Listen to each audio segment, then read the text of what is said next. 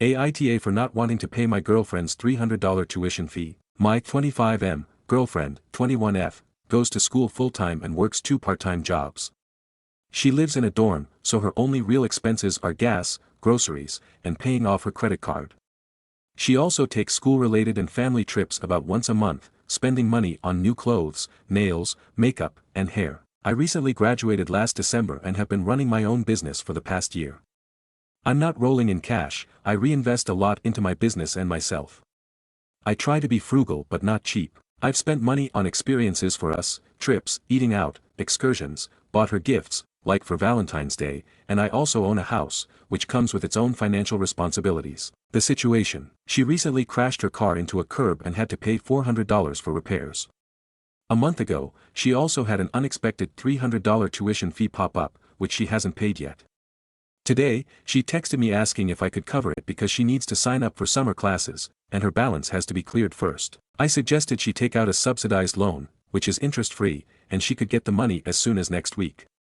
But she insisted she needed it today to enroll. Why I'm hesitant? She's known about this tuition fee for over a month but didn't prioritize paying it. She works 2 part-time jobs and has no major bills, so how is she short on $300? She told me half her paycheck went to car repairs, $400, so I asked where the other half went.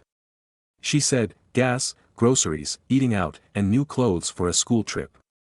That tells me she prioritized clothes and personal expenses over an essential bill like tuition. She has money in her savings, but she doesn't want to use it because she's putting it toward paying off her credit card.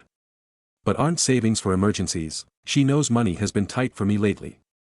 I've had to cover $1,500 in truck repairs, taxes, and house foundation fixes. Bigger concerns. Beyond finances, I feel unappreciated. We've been together for over 6 months, and I've expressed wanting to meet her family. However, her family is very culturally traditional and Muslim, and since we're not officially allowed to date, I haven't been introduced. Our relationship is very private, and although she's trying to open it up, I don't like being hidden. She says that where she comes from, men are expected to provide and spoil their wives and girlfriends, and that this is an opportunity to show I'm a providing man. While I do that for my mom and sisters, I feel like in this case, it's being expected rather than appreciated. So, Aita for saying no. I don't think I'm being stingy, because she's had a month to handle this. She chose to spend on nails, clothes, and eating out instead of paying tuition. She has the money in her savings but doesn't want to use it. I don't feel appreciated enough in the relationship to be covering major expenses. I have my own financial responsibilities that are more pressing. Honest thoughts. Aita. Comments. Commenter 1. Don't pay for her tuition. If her religion is so important that she expects gender roles out of you, then she shouldn't be dating without her parents' knowledge or having sex. She's cherry-picking what parts of religion to follow. And what's the unexpected fee? Demand to know what it is, because it sounds like to me she's using you as a bank account. And if she wants you to act like an official boyfriend who pays, then you need to be treated like an official boyfriend who is brought home to meet the parents. If you're too shameful to be introduced, then it's shameful to take your money too. Edit. Love, there's no indication she plans to pay you back. Reply. I agree on the unexpected fee. I'm curious to even know if it's real. I know I'm not going to pay for her tuition, so is it even worth asking to prove to me the $300 expense? I'm really curious about it now. What's the best way to go about asking for proof? Commenter 2. Here's the thing up, I don't think she has proof.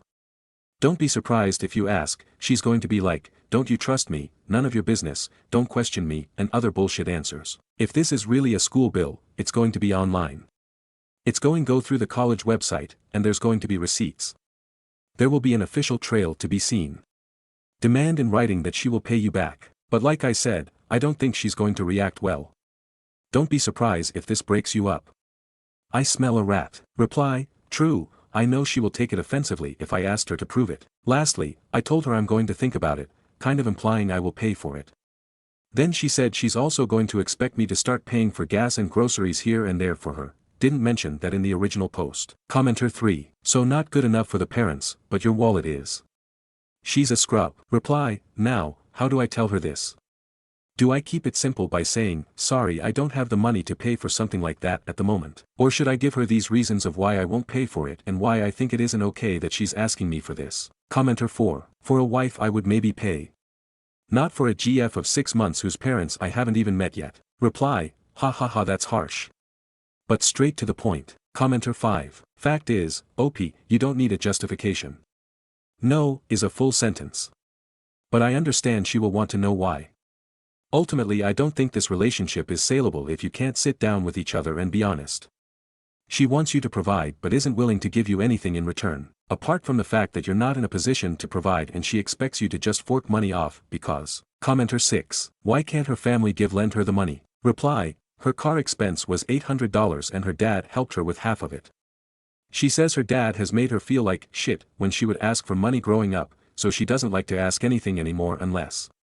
Even though he pays for her phone, insurance on her car, etc. But I'm still curious, why can't she ask her dad for help? I would think in my mind that a girl who has just started dating someone for 6 months wouldn't want to ask him to pay for her tuition. Maybe ask him to pay for her nails or help out with gas if she's going through a rough patch. Update. Hey everyone. I'm the 25M who posted about wanting to know if I'm the A***hole for not paying my girlfriend's, 21F, $300 tuition fee she asked me to pay for her. Here's the link to the original post. Well, turns out, it was all a test. We talked about it, and I told her I wouldn't pay for it. She pushed back, asking why not. I explained that it's not my role to cover her general expenses, especially knowing she had the money but chooses to spend it on clothes and nails instead. Then she hit me with, would it be any different if we were married? I said, yes, it would be different, but since we're not, that's not the case. Then she said, well, if you don't want to provide for me like a husband, then why should I be intimate with you? I believe intimacy is for marriage only. Bruh. She was basically saying she won't be intimate with me unless I pay for her things. Wow. Then, she revealed it was all a test. She had already paid for the tuition herself but wanted to see if I would provide for her when she needs it. I was so shocked and upset that I told her I needed space. I hung up, walked around, and called my mom to vent because she's really helpful in moments like this. Meanwhile, my girlfriend kept blowing up my phone with calls and texts. After processing everything, I came to the conclusion that this was manipulative. Healthy relationships are built on trust, communication, and mutual respect. Not secret tests to see if the other person will act a certain way. If she had concerns about financial support, she should have had an open conversation instead of setting up a situation where I could fail. I told her all of this. Her response? She still didn't see the issue. She tried to spin it like she actually needed the money, when in reality, she didn't. Because she had it. Then she said it was an opportunity for me to act from the goodness of my heart, and I didn't take it. Which is crazy, because I have done so much for her. I completely paid for a fancy trip for us. I always pay for our dates. I buy her gifts here and there. I went all out for Valentine's Day. I filled up her gas tank when we drove her car. And just today, I told her I got her Ramadan gifts. I feel like when you love someone, you don't test them or set them up to fail. A mature person would have an open conversation if they saw something as a concern. But here's the biggest issue, she told me she could never bring me around her parents because I'm not Muslim. I told her, if you expect me to behave like a husband by paying for your stuff, then I expect to be treated like a husband by being included in your family. Family is important to me. I love inclusion, and I want to share life with my partner's loved ones, not be shut out. She basically said it doesn't matter how great of a man I am to her. If I'm not Muslim, she can't introduce me to them. The worst part?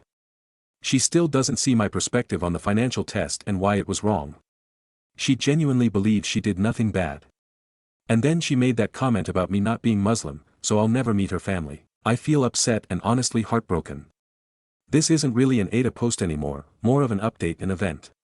Thanks for reading. Comments. Commenter 1. There is a word for transactional relationships, prostitution. Commenter 2. Excitedly hooray home and explain, as a value-oriented consumer you were able to find someone who would be intimate for a much better price. When she reacts poorly, tell her it was all a test. Commenter 3. There is also a term for pretending to be a Muslim while not following rules Muslims have to follow, liar. Commenter 4. So she wouldn't be intimate with you unless you gave her $300. What does that make her? If your so has tests you, that is a gigantic red flags.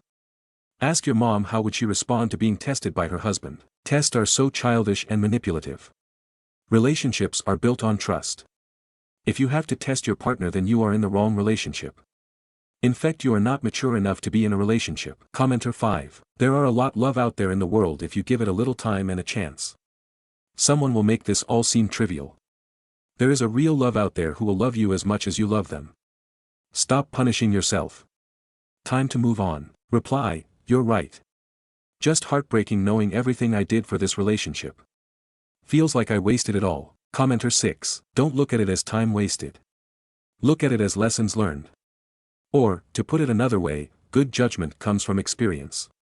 Experience comes from bad judgment. Stories number 2. Aita for threatening to sue my cousin's friend in front of people who were strangers to me. I, 29F, was at my grandmother's house last Friday when a friend, 27F, of my cousin, 27M, reversed into my car. I caught part of it on my phone camera, which showed her pulling away after hitting my car.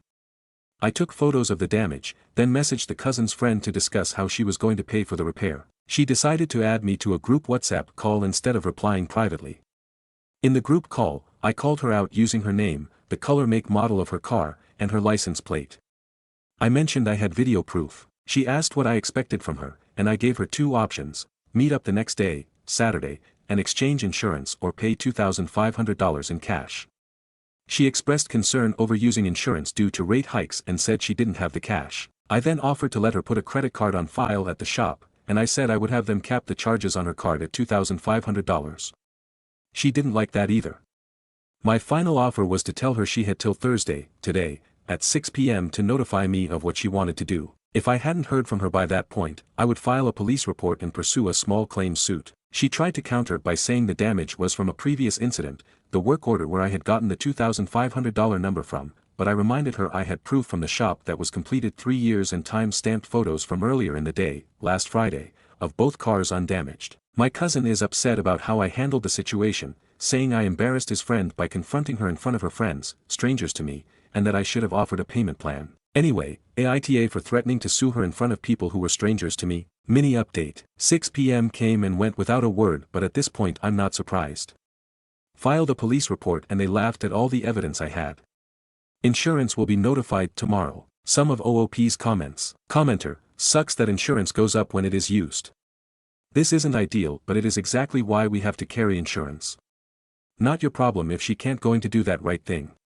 You have given her plenty of choices and chances. Reply, yeah, I felt bad for her, not anymore though, because I do get someone not wanting their rates to go up and that's why I offered to let her pay cash or put her credit card on file with the shop. But she's being dodgy and I've had enough. Commenter, she created the entire situation including hit and run and the group call, not you. You gave her multiple reasonable options to deal with her poor driving skills and poor decision making. I would have called the cops as soon as she drove off. I would never have offered to cap it at what you paid for a similar repair years ago, not with inflation and all the new tariffs. Reply, the group call was weird. I felt bad calling her out, at the time, but thought that maybe the peer pressure would make her take responsibility. I guess not. Commenter, honestly, you're part of the problem by letting her get her way. She committed a hit and run. I'd say all bets are off, file a police report, let her lose her insurance. Instead of having to pay a slightly higher premium, she'll pay through the nose once she has the hit and run on her record. Reply, I was trying to be understanding by giving her a grace period. I've accidentally sideswiped someone in a parking lot and left a note on their car with my contact info. They were gracious enough to let me go to the shop and pay outside of insurance, which is actually where I got the idea from. Was trying to pay it forward but it was just thrown back in my face. Commenter, info, how did you have pictures of her car before the damage? Reply, my grandma has a greenhouse and I was taking pictures of her plants earlier in the day. It has glass walls and the plants are in focus, not the cars, but you can see both undamaged cars in a couple shots. Not perfectly, but enough. Post mini update. Commenter, why did the police laugh? Reply, 'cause I had the video of her damaged car driving away where you can hear me yelling for her to come back. She paused and thought about it before speeding away, and the photos of both undamaged cars from earlier in the day. Update post. See my original post for more context. Also, sorry it's been so long before I could update. I've been tied up needing to work at my actual job and do all the running around this accident has caused. Starting with the mini update I added to the bottom of my last post. She did not respond by 6 p.m. that night, so I went and filed a police report. With all the evidence I had, her full information, video of right after the accident, and pictures of our undamaged cars earlier in the day, the police were laughing as they helped me fill out all the right forms. They also laughed about the fact she said she would counter-sue me because the damage was from 3 years prior. So many people told me to save the screenshots of messages between us. But the only messages were the ones I sent asking her to meet up the next day. Everything she said was verbal in the group WhatsApp call. I'm still not over how weird that was. But I no longer feel guilty for calling her out in it. Unfortunately no, I did not think to audio record the conversation. Would that have even been legal? I went to my shop to get an estimate, close to $3,750. And you know, 98.99 had a good idea to get quotes from multiple shops. One I went to gave me an estimate closer to $4,000. Another shop also said $3,750. I will probably go with my original shop regardless because they've always done good repairs in the past and I trust their work. At the recommendation of many people, I called my insurance company the next day. Of course I sent all the information and pictures I had over to them. I decided to hold off on the small claims case until insurance had tried on their end. Well, they called me earlier this week to say that she does have insurance but not enough coverage to cover the damages. I didn't even know that was possible. Apparently it is called being an underinsured driver. So because of that I decided to go the small claims route too. Ultimately she will only have to face the same charges once, but my case may go faster than the one insurance filed. Here's the stupid and frustrating thing, I might lose my no accident discount even though it wasn't my fault and I have proof. Ugh, insurance gives me a migraine. Mini plot twist though, my cousin was 100% trying to get in this girl's pants. Apparently they had been on a few dates and really liked each other. His idea of the next step was a super low-stakes meet the cousins kind of deal before being all official, meeting parents, etc. We met at my grandma's earlier this week and I called him out on his behavior towards me. He apologized and said his friends were giving him grief for still liking this girl who has been revealed to be dishonest and untrustworthy. Her rude behavior towards me came out of nowhere, according to him. If this is true, but he made it sound like the people in the group chat were upset that she was willing to leave the scene of an accident. So thank you lovely people for your advice. I hope everything is going well in your lives. Everything seems to, mostly, be going in the right direction for me even though it will take time to resolve. Charlotte, I really hope you read this in a video. I would love to hear it read in your voice and to hear your opinion on the matter.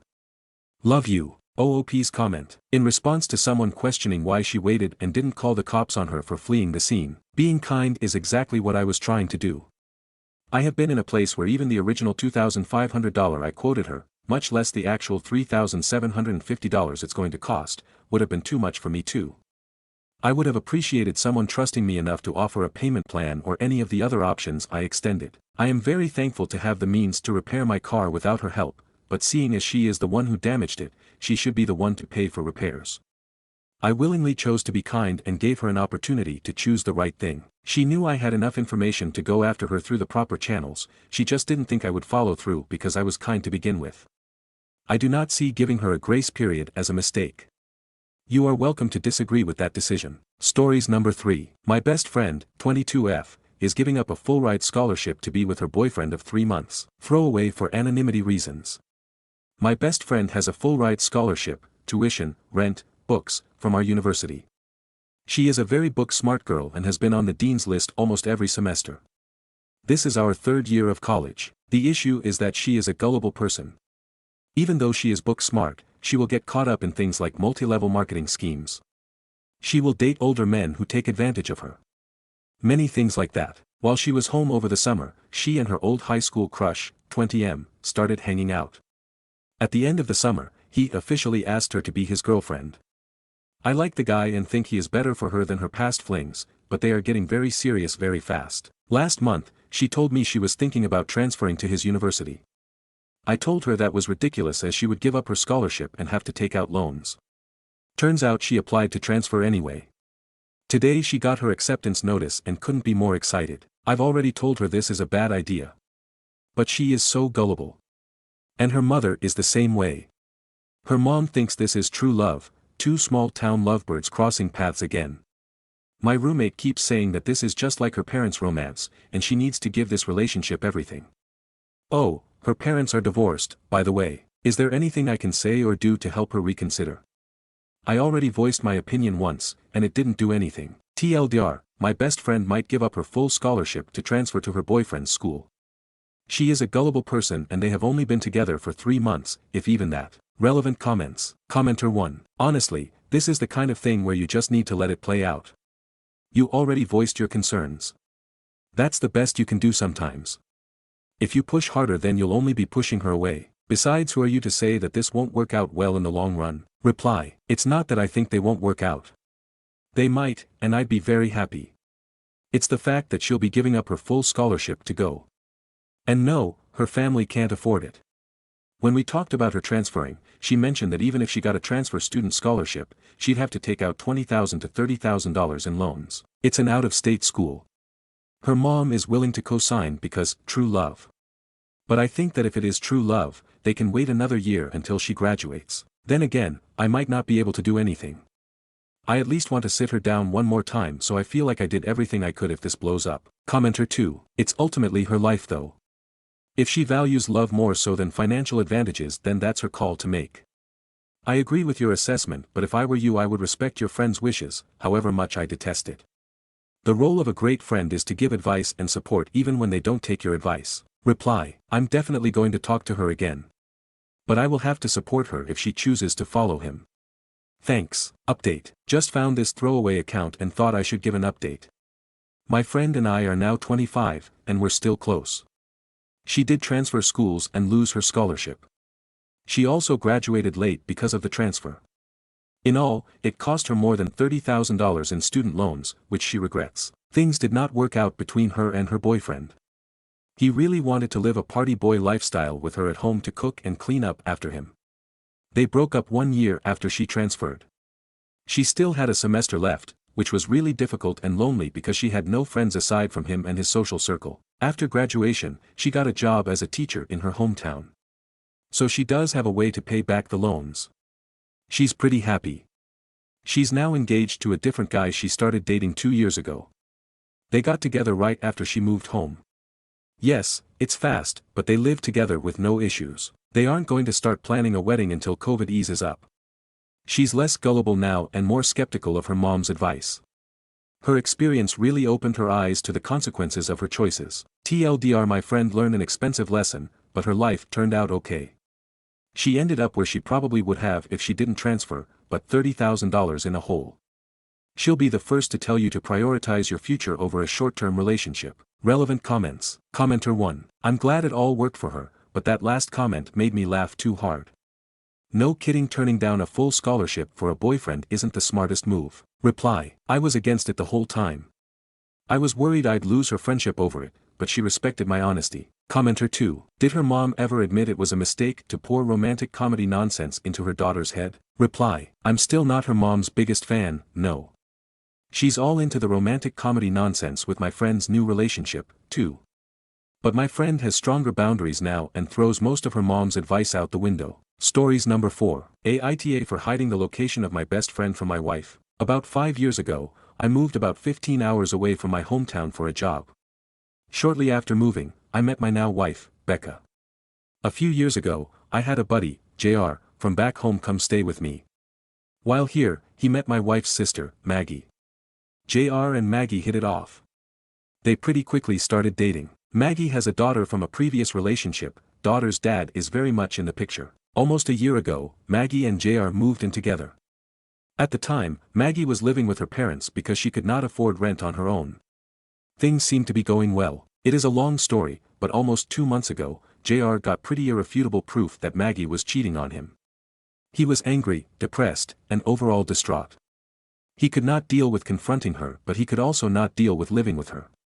He talked to me and wanted my help to get away. So, I reached out to my network of people, who are not mutual friends of Becca and I, to get him a place to stay. Becca, Maggie, Maggie's daughter, and my MIL were going out of town to visit MIL's mom a few weeks after he found out. I had a work friend with a rent house. I helped JR pack his stuff, which was like 90% of the apartment, and he moved out. He sent an email to Maggie about why he moved out. He left a check for rent and utilities through the end of March when their lease is up and informed the landlord that he was not renewing. Maggie got the email and called JR numerous times while on the trip. My wife called me and asked what was going on and where was JR. I told her that JR moved out and he was safe, but I will not tell her where he is. They got back and Maggie flipped about all the stuff JR took. My wife was quite angry and demanded to know where JR was. I kept telling her that he is safe, but I am not telling her where he is. The last month has been tense and my wife has begged and made threats to know where JR is. She has even tried using my phone to impersonate me to call JR and get information. I have since changed my passcode. She says, "We are married, this is affecting my family, I deserve to know." I refuse. She has even talked about this being divorceable. Edit. 1. My wife knows my JR left. 2. Maggie has admitted since he left that she was cheating. 3. My wife denies know about the cheating and I do believe her. Historically, Maggie and Becca are not close. Prior to JR moving here, we would see Maggie maybe once every 3-ish months. Since JR moved, we see her a lot more because JR and I regularly organized get-togethers. Which is why my wife's reaction is surprising to me. 4. The stuff JR took was only his stuff. In fact, a lot of stuff he left is also his stuff. Other than gadgets, he left all the kitchen stuff despite it being 100% his. He left all the stuff in my niece's room, even though he paid for a lot of it. Stories number 5. AIO for breaking up with my BF after he said no one is prioritized in a family, refused to put me first, and told me to marry someone whose mom is dead. Okay, so I, 20F, broke up with my boyfriend, 21M, a few days ago after a really intense argument and now I'm sitting here wondering if I fucked up. We had an amazing relationship, at least in the beginning, talked about marriage, had everything planned and I really thought we'd end up together. We knew each other for 4 years before dating but we were long distance. He was the most loyal guy I'd ever met, a nerd, super intelligent, protective and treated me like the most beautiful girl ever even though I have insecurities. He made me feel so special. Then the weird control stuff started early. Barely a week into our relationship he asked me to meet up. I told him I wasn't comfortable yet, I'd gained weight and wanted to feel better about myself first, but he flipped out and said, "You don't deserve me if you can't even do this one thing." Then he straight up broke up with me. A few days later he came back but was still stubborn about meeting ASAP, but he eventually gave in. 2. He didn't want me to have male friends, I agreed. Then he started dictating what I could wear: no off-shoulders, no fitted dresses that show or size, no tight dresses, no showing cleavage and always leggings under dresses. When I told him I didn't like being controlled he said, "I'm letting you know what makes me uncomfortable. I can't allow such dresses. Wearing what I ask won't make you uncomfortable but wearing revealing stuff makes me uncomfortable, so what's the issue?" In the end, I agreed I didn't want to fight. 3. I once asked him if he would have liked me if I was fat before we met. He straight up said, "I don't really like fat women, so probably not." When I got upset he ignored me for an entire night and day and then said I was manifesting negativity by asking stupid questions. So after that, I just stopped expressing my insecurities. Then the final fight. We were talking about marriage and he casually dropped, "Even if I know how to cook I must learn from his mom. If he doesn't like my cooking I'll have to do it his mom's way." When I jokingly said, "Isn't this kinda toxic?" he got defensive and said, "That's just how it is. My mom's cooking is non-negotiable." Then I asked, "Me, in marriage who comes first, your mom, your wife, or your daughter?" Him, "You can't compare them. No one gets prioritized over anyone." Me, "But shouldn't spouses prioritize each other?" Him, "Why would I leave my mom for you? If that's what you want, marry someone whose mom is already dead." Excuse me. We argued for hours and in the end he said, "Don't message me again. Go find someone whose mom is already dead." At that moment something in me just snapped. I finally realized I would never feel special in this relationship. No matter how much I loved him I'd just be one of the many important people, not a true partner. So I told him, "I won't come back ever again but thanks for saying everything so clearly. It made things easier for me. Still wish you all the best. Goodbye, take care." He left me on read. Now I'm questioning everything. It's been 6 days and I feel like shit. This guy was my first everything. We had our future planned. I genuinely thought I was gonna marry him. And yet I can't be with someone who refuses to prioritize me as his wife. But my brain keeps messing with me like, 1. Was I wrong for expecting to be his one after marriage? 2. Is it normal for guys to think no one should be prioritized in a family? 3. Did I overreact by breaking up with him? IDK, if he texts I don't even know what I'd do. I've never dated anyone else so I don't even know how to move on from this. I need some honest advice. TLDR, my BF expected me to cook like his mom, dress how he wanted and cut off my male friends. He refused to say I'd be a priority in marriage and told me to marry someone whose mom is already dead if I wanted that. I broke up but now IDK if I overreacted. ETA, I'm attaching some screenshots of our last conversation. We both don't speak English so most of it isn't in English but I'm attaching the English parts, especially our last fight. Transcript of the text messages from the BF. Don't message me. Find someone whose mother already died. Let me see what is the comparable thing in between you and my mom. Am I gonna leave my mom? I have to leave my mom if I marry you. I have to prioritize you and my family to marry you. Really? Who come first, you or my mom? Really? Great question. You have to prioritize the most.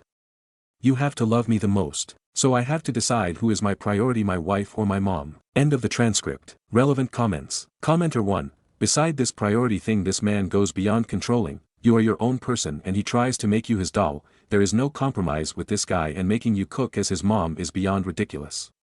You aren't overreacting. No one asked him to leave his mother for you, but when it comes to marriage, yes, you come first. His mother has her husband and they will eventually grow old together. But he leaves his family to start a family with you, and tomorrow when your children grow up they will leave the nest, but you two will be left to grow old together. So his response could have been anything, but the fact that he decided to turn it into an argument is again crazy. He doesn't see you as an individual, and he is a weak man as he can't confront single inconvenience in the relationship, such as that simple question you asked over which was the relationship ruined. So that wasn't your time. I hope you'll heal from it and find a man who will accept you as you are. Reply: that actually makes a lot of sense and I appreciate you breaking it down like that. The whole you're your own person thing is exactly what I tried to tell him, but he'd always say, that's what relationships are, you compromise for each other, and he genuinely believed he was compromising too. Like he wasn't just trying to control me for his own benefit, he truly thought we were both doing the same thing for each other, and yeah, the cooking thing was wild to me too. I was literally like, why can't I just cook my way? And he made it sound like some sacred tradition I had to follow. But the worst part, he never actually listened. Every time I brought something up, he turned it into an argument instead of just hearing me out. So now I'm just sitting here wondering, was I really asking for too much? Commenter 2, even with all the mom stuff aside, he treated you horribly. This is your first relationship, and once you start to get over him, you'll realize just how toxic he was and how much better you deserve. That boy is a walking red flag, and if he reaches out again, please don't give him the time of your day. And for the record, yes, a spouse should be prioritized over a parent, and him trying to wood you into basically becoming his mom, cooking like her, i.e., is plain icky. Reply: I really appreciate this perspective. It's hard to see things clearly when you're in the middle of it, but looking back I can see how many things were unhealthy. He wasn't always like this, which is what made it so confusing. I kept holding on to the good parts thinking things would get better, and yeah, the whole learning to cook from my mom thing rubbed me the wrong way too.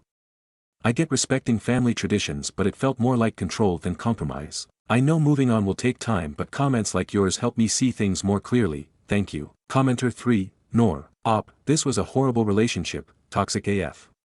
He was testing your limits and trying to train you to be more subservient to his needs and desires. If you think he was controlling now, it wouldn't have gotten so much worse. Reply: I get what you're saying, but IDK, it's messing with my head. Like, yeah, he had all these preferences and expectations, but he always said, I'm not controlling you, I'm just telling you what would make me comfortable, the same way you can tell me. He really believed it was just a mutual thing and not controlling at all. And now I'm wondering, was he actually being manipulative, or was it just a difference in perspectives? Like, if he was okay with me asking for things too, was it really that bad? Or was I just being too sensitive? Update: girls who don't want to live with their in-laws should look for a groom in an orphanage, not in a family. OOP's update below the pictured quote. Hey y'all, back with an update. First off, thank you to everyone who commented on my last post. I was feeling so lost, but reading your responses honestly reassured me that I wasn't crazy. A lot of you were so kind, supportive, and gave solid advice, and I really appreciate that. Even the tough love helped me see things more clearly, so yeah, big thanks to this community. Now on to the update. Quick recap for those who missed the first post. My ex, 21M, wanted me to cook like his mom.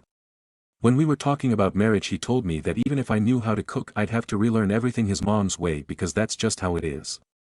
I asked him, in marriage who comes first, your wife, your mom, or your daughter? Instead of answering, he got pissed and said, if that's what you want, go marry someone whose mom is already dead. We argued for hours, and in the end he basically told me to leave if I didn't like it. So I did. After that I went full NC, and for the first 12 days he did nothing, no texts, no indirect, nothing, just silence. Then suddenly he sent a message and deleted it before I could read it. Then after that he liked my Insta story, which was just me looking happy, and yesterday he changed his DP to an old photo, the one he knew was my favorite. And then a mutual friend sent me a screenshot of a WhatsApp status he posted that said, girls who don't want to live with their in-laws should find a groom in an orphanage, not in a family. Now mutual friends are saying he has a point, that if I wanted to be a priority I should have just married an orphan, and honestly, now I'm confused. For the record, I never said I wouldn't live with in-laws.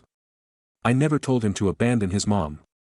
I just asked a simple question about priorities. Somehow this turned into the biggest fight of our relationship. The actual words I said were, a man is supposed to love and respect his mother, right? That's okay, just like a woman loves and respects her parents. But once they get married, their spouse becomes their main responsibility and priority, right? A mother will always hold an important place, but just like a daughter becomes her husband's responsibility, isn't it the same for a son? So tell me, in an important situation, who comes first, your mother, your wife, or your daughter? That's it. That was my crime. And now I feel like everyone's making me out to be the bad guy for even asking. Like I was being unreasonable, like I disrespected his mom or something. I won't lie, this whole thing has been hard. I miss him and part of me wonders if I should have handled things differently. Maybe I should have just let it go. Maybe I overreacted. I feel so anxious about it all. So was I actually wrong? Was I expecting too much by wanting to be a priority in my own marriage? Should I have just handled this differently? Should I apologize? I feel like I'm losing my mind here. What do y'all think? Relevant comments. Commenter 1, Bahaha, you dodged a massive bullet. Good on you for leaving. Reply, right? And now he's doubling down, posting stuff like, if a girl doesn't want in-laws she should marry an orphan. Like, where did I say I didn't want in-laws? I literally just asked about balancing priorities in marriage and somehow that turned into this. Commenter 2, he told me that even if I knew how to cook I'd have to relearn everything his mom's way because that's just how it is. That's enough stupidity to justify your decision. He can learn himself to cook like his mom so that he can enjoy his meals as a single man. Reply, right? That's lit. Why I even asked that question in the first place. It wasn't just about cooking, it was the whole mindset behind it. Like, why assume your mom's way is automatically perfect without even giving mine a chance? And if in the future me and his mom disagreed on something, would he just blindly take her side? That's what I was trying to understand. But now he's telling our mutual friends that he only said the cooking thing cause he was upset and that he didn't actually mean it that way, and I overreacted, yet at the same time he's still out here posting about how what I said about priority was unacceptable and that he was right all along. So which is it, dude? And the worst part? Everyone's acting like I'm the bad guy for leaving such a good man. Like, sorry, I didn't want to be treated like some secondary character in my own marriage. The whole thing just has me so anxious. It's wild how people will justify anything as long as the guy seems nice enough. Commenter 3, his friends are going to be on his side until they see the pattern that all his girlfriends leave, and it's for the same reason. And if he finds one who won't, you can guarantee that he won't be happy. Neither will him, mom. LOL. Reply, yeah, that would be nice, but I doubt that's gonna happen. His friends are literally hyping him up too, saying stuff like, OMG, my GF would never say that she respects my mom, or, your GF is just insecure of your mom, she is the red flag, and off. That's just fueling his ego even more. Now he probably thinks their GFs are the good ones and I'm the evil, disrespectful one for just wanting a normal partnership, and what's worse, he's eating it up. Like, I can literally imagine him sitting there thinking, see? Other girls don't expect priority, why can't she just be like them? It's so frustrating cause I never even disrespected his mom. I actually really liked her.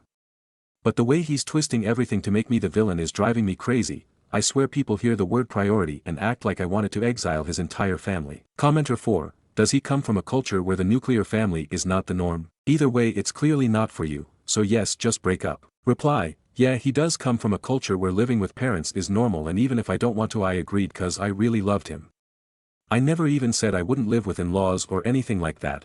My only issue was that he refused to ever prioritize me as his wife. Like, I asked him a simple question, in a marriage when an important decision has to be made, who comes first?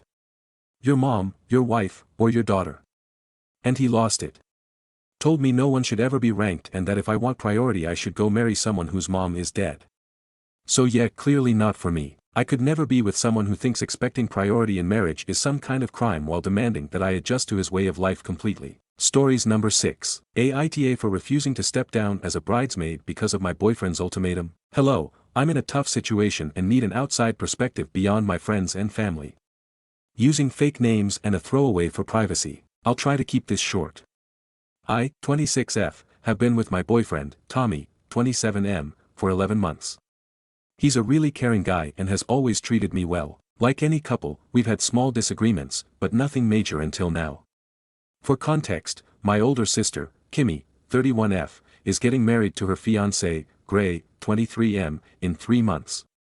Gray happens to be the cousin of my ex-boyfriend, Levi, 26M. Levi and I dated from freshman year of high school through college until I broke up with him 2 years ago. He had developed feelings for his now girlfriend, Tammy, 24F, whom he met in college. The breakup was mutual, and there are no hard feelings, we're on good terms. I've known Levi since I was 6, and we were best friends growing up, sharing the same friend group.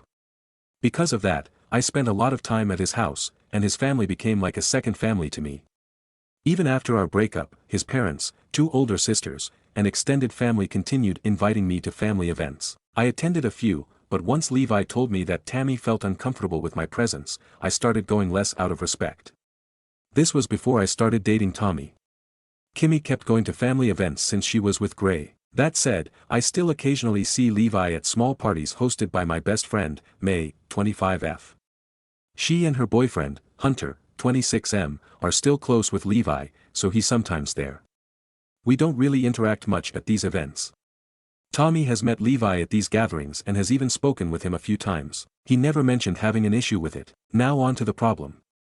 Kimmy and Gray's wedding is a small, intimate event with only close friends and family.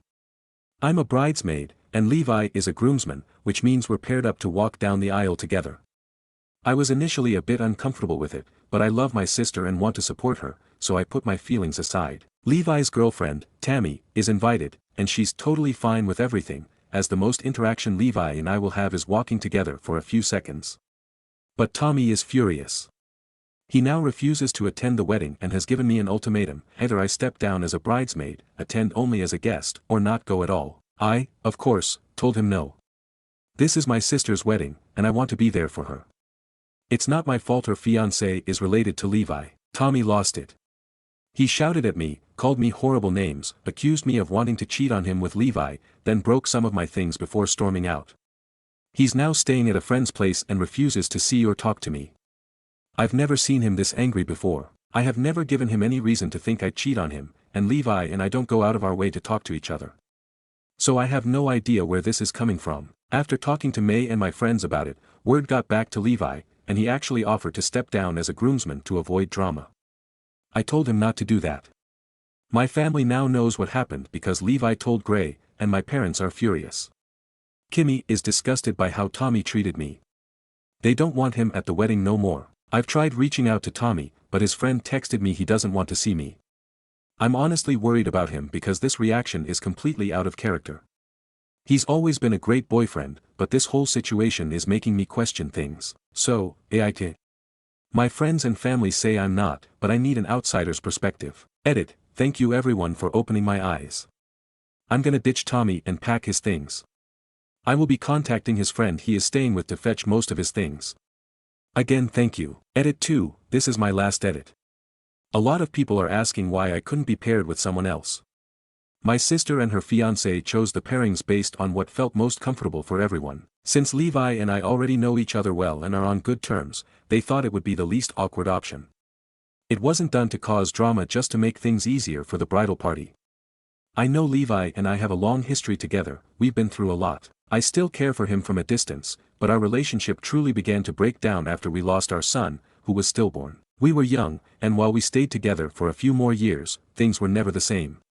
Eventually, Levi developed feelings for someone else, his current girlfriend, and he was honest with me about it before pursuing her. We ended things on mutual terms because, in that moment, I realized I no longer felt the same way either. We simply fell out of love. It happens. Aita for refusing to step down as a bridesmaid because of my boyfriend's ultimatum. I packed up most of Tommy's things and texted his friend to come pick them up. I gave him 2 days to grab his stuff out of my home. He came the next day. When he arrived, he came inside alone while his friend waited in the car. My dad and older cousin were with me, just in case. I know some of you might not be happy about this, but Tommy and I ended up having a serious talk after he finished loading his things into the truck. My dad and cousin stayed in the living room while we spoke privately in my room. I needed closure, we both did. Tommy apologized. He said he was sorry for yelling, calling me names, and breaking my things. He also offered to pay for the damages, but I told him no. At this point, replacing my things wouldn't fix what had already been broken. He said he wanted to work things out and start over, but I immediately rejected the idea. I have little to no trust in him now, and for me, once trust is gone, the relationship is gone. I asked him why he suddenly had such a problem with Levi when he never did before, even when we attended family events and friend gatherings together. That's when he admitted something I hadn't known: he had gone through my closet. My closet is packed with a lot of personal things. He was looking for something and came across a small flowery chest where I keep special memories, photo albums, letters, and small gifts from family, friends, and past experiences. Curious, he decided to look through it. Inside, he found letters Levi had written me, gift cards from family and friends, and a few drawings Levi had made for me. Then, he found my 2 photo albums. One was filled with childhood pictures of my family, friends, and Levi, from when we were kids all the way through high school graduation and college. The second album was handmade. Levi's older sister had made it for us, and Levi had gifted it to me. It was a green polka dot album with a heart and the letter L on the cover, L for Levi. This album held some of my most personal and meaningful pictures of us as kids, in high school, and as adults. There was one photo that Tommy had found. It was a picture from when I was pregnant with Levi's and my son. We were at Levi's uncle's family cabin. Levi was holding me from behind, his arms wrapped under my belly, kissing my cheek while I had one hand on his cheek and the other on my stomach. My eyes were squinting, and I was smiling really hard. Tommy told me that image has been stuck in his head ever since. He admitted he went through my things 8 months into our relationship and never told me. He said that after seeing that photo, he felt like he could never compete with what I had with Levi. That no matter what he did, I would never love him as much. He said he never felt this way with his 2 ex-girlfriends before, but, with me, it was different. He felt like I had already given all my love to someone else. He said he noticed the little things, that when he gave me gifts, I didn't seem as excited. When he brought me flowers or a gift card, I would just say thank you, put them on the counter, and move on. Unlike Levi's gifts, which I kept in a special box, his didn't seem to hold the same meaning to me. He even found one of the cards he gave me in the kitchen trash bin. I felt absolutely terrible when he said that. I never meant to make him feel that way. I never threw away anything he gave me. Everything he gifted me was in my nightstand drawer. Sure, it wasn't in a memory box like Levi's things, but that didn't mean I didn't care. I loved to grab and read them sometimes from the nightstand. Then he said something that really hurt me. He told me that seeing me pregnant in that photo made him uncomfortable. That it felt weird and that he didn't like it. I didn't even understand what he meant, but hearing him say that truly hurt for sure. At that point, I broke down crying. He had been holding in all these feelings, all this resentment, and instead of ever talking to me about it, he let it all bottle up until it exploded over the bridesmaid situation. I wish he had told me earlier instead of letting things get to this point. Because despite everything, I did love him. I told him that, I still love him, but that he crossed a personal boundary by going through my things without my knowledge or consent. That memory box is deeply personal to me, and it hurt knowing he invaded that space. We had nothing else to talk about. He just got up and told me, good luck to the next guy, he's gonna need it, especially having to deal with you. That stung. I had been nothing but grateful for him, but in the end, that is what he left me with. I cried so much. At first, I was just angry with him, but in the end, it was crushing to go through another heartbreak. My dad and cousin stayed with me that night, and I was grateful not to be alone. Right now, I'm planning on focusing on myself. I don't plan on dating for a long time because I want to heal and work on my own happiness first. One day, I'd love to be with a man who wants a big family and lots of kids with me, but that's not my focus right now. My priority is to keep enjoying my life, continue working at my job I love. I've planned on going out with my friends a lot more and spend quality time with the people who truly care about me. I've also been planning to spend more time with my family. I've been calling my friends and that has really helped me feel supported. I also talked to Levi, and he actually came over by surprise to check on me. He brought me chocolate-covered strawberries, my favorite, and his girlfriend even crocheted me a little tokay gecko, that looks like my pet gecko. My favorite animal. It was such a sweet gesture that I actually cried. We ended up talking for hours, playing my old GameCube, especially Mario Kart Double Dash and Super Smash Bros. Melee, and Digimon World 4, just reconnecting, like when we were kids. There were definitely some tears, but also hugs, and we promised to be there for each other more. That made me really happy. No, nothing happened between us. Levi actually plans to propose to Tammy in the near future. He seems so much happier with her than he ever was with me during our relationship. I've never seen him blossom with anyone the way he has with her. He's also way more affectionate with her than he ever was with me. I truly hope they get married and build a beautiful life and family together. They both deserve it. And good news is, my best friend May and I are also planning a fun trip out of state in early June, probably to Idaho for a week. As we live in Maine. And we are planning a bigger friend group trip. We're still figuring out when and where, since some of our friends live out of state, and we need to find a good schedule. I am planning on moving out of my apartment soon, most likely after my lease is done. I am gonna be talking to Levi's uncle and moving into one of small properties with 2 of our close friends for a fresh start. So, for the first time in a while, I feel like I have something to look forward to. I'm excited to focus on myself, enjoy my sister and Bil's wedding, and just live my life. Thank you all again. Wishing you all a wonderful and lovely day. Edit, I'm not in love with Levi, despite what some people are saying. Just because I cherish a few things from the past doesn't mean I still have romantic feelings for him. In fact, I still have love for Tommy. It takes me a long time to fully lose feelings for someone, even if they've hurt me. I also really like Levi's girlfriend, she's incredibly kind. And to those claiming I'll hook up with Levi, please reevaluate yourselves.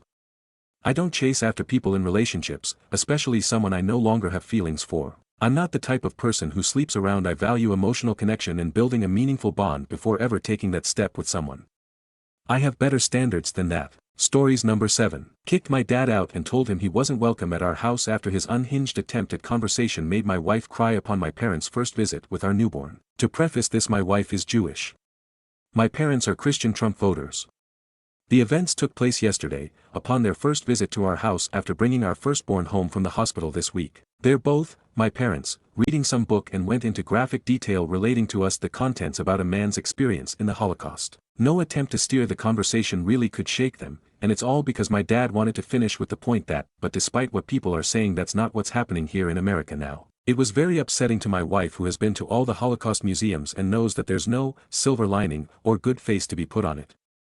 She was sitting silently while this took place. My dad clearly wanted to pick a fight because he knew I'd argue that indeed, what we're seeing is a slide into fascism, and it's accelerating. We're supposed to be celebrating the birth of my child, but those fucking lunatics couldn't read the room or engage in any polite conversation without some wacky agenda.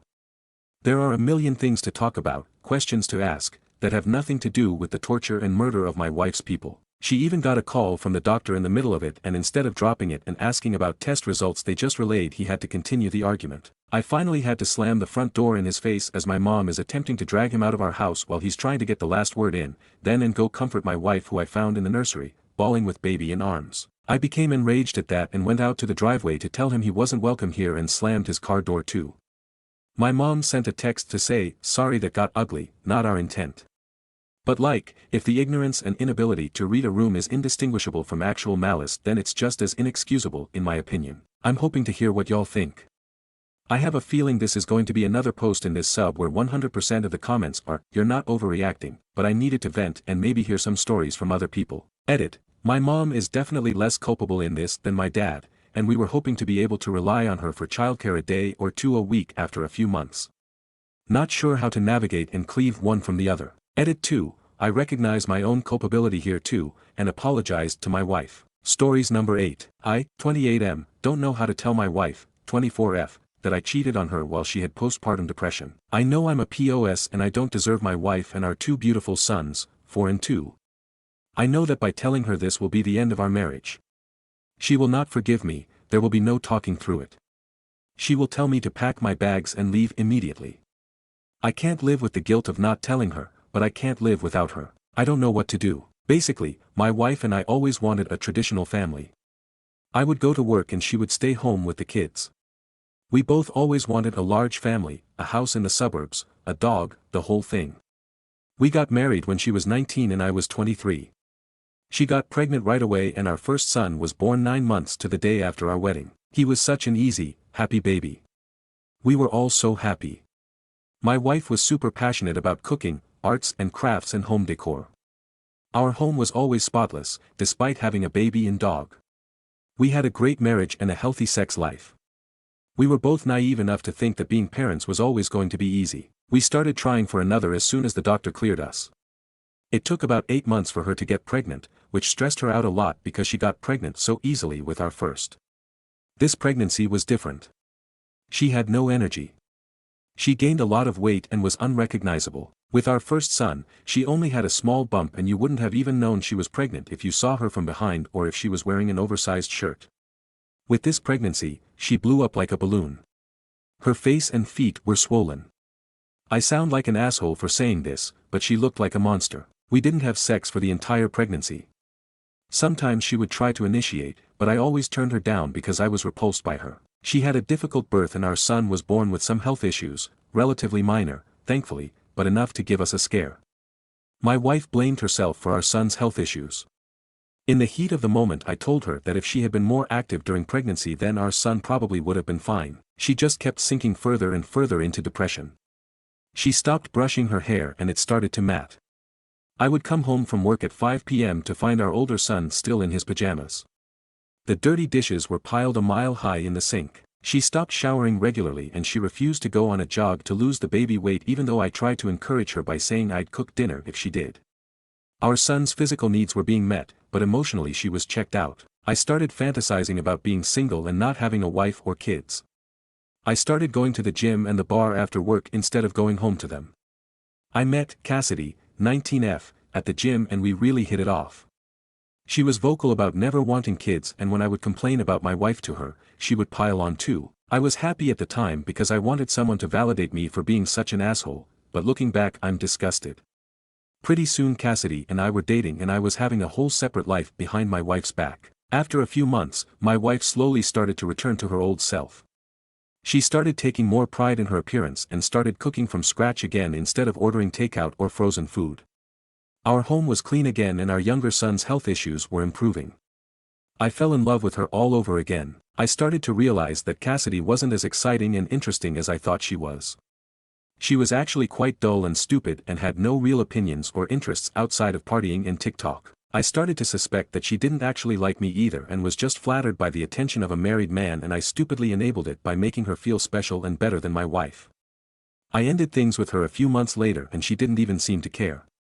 All in, I was cheating on my wife for just over a year. My wife has recently started asking to try for a third baby and the guilt all just hit me at once. I feel paralyzed. I have nightmares that she finds out from someone else. I've stopped eating and sleeping. I'm starting to get aches and pains from the stress. I don't know what to do. I know I'm an asshole. I know I don't deserve her, but I don't know how to tell her without breaking her. She's amazing and she never deserved this. Relevant comments. Commenter 1. You are an absolutely abhorrent person. Your wife was so depressed her hair was matted. I want you to think about that for a few minutes. Think about how low and terrible she must have felt to get to that point. Instead of being a kind, compassionate, caring partner and helping her get better, you went out and found someone barely legal to sleep with. I hope she leaves your ass and finds someone who will love her because you do not. You love what she gives you. You love what she does for you. You do not love her. Commenter 2. Did you even try to get her help with the PPD? Good Lord. If the guilt is eating you alive, tell her. Everything. All at once. No trickle-truthing. No downplaying or minimizing.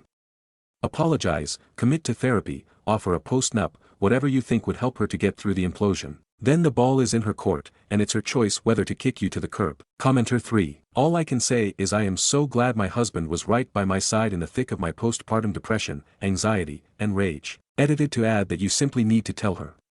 You need to sit her down. Don't try and hold her hand, don't try and say, but I love you. You didn't love her when she needed you the most. Update. I really didn't expect the last post to blow up so much and even reach TikTok. I'm just going to post an update and then I'll probably delete this account. As per somebody's advice, I took the day off work, dropped our 2 sons off at their grandparents' house and sat my wife down. I came fully clean. I made no excuses, told her I didn't expect forgiveness and that she had every right to say or do whatever she wanted. She didn't respond for a while, but then very softly and quietly told me that she wanted me out of the house the next day and that we were done. She didn't scream or cry or show any emotion. I asked her if she wanted to say anything else and she said no.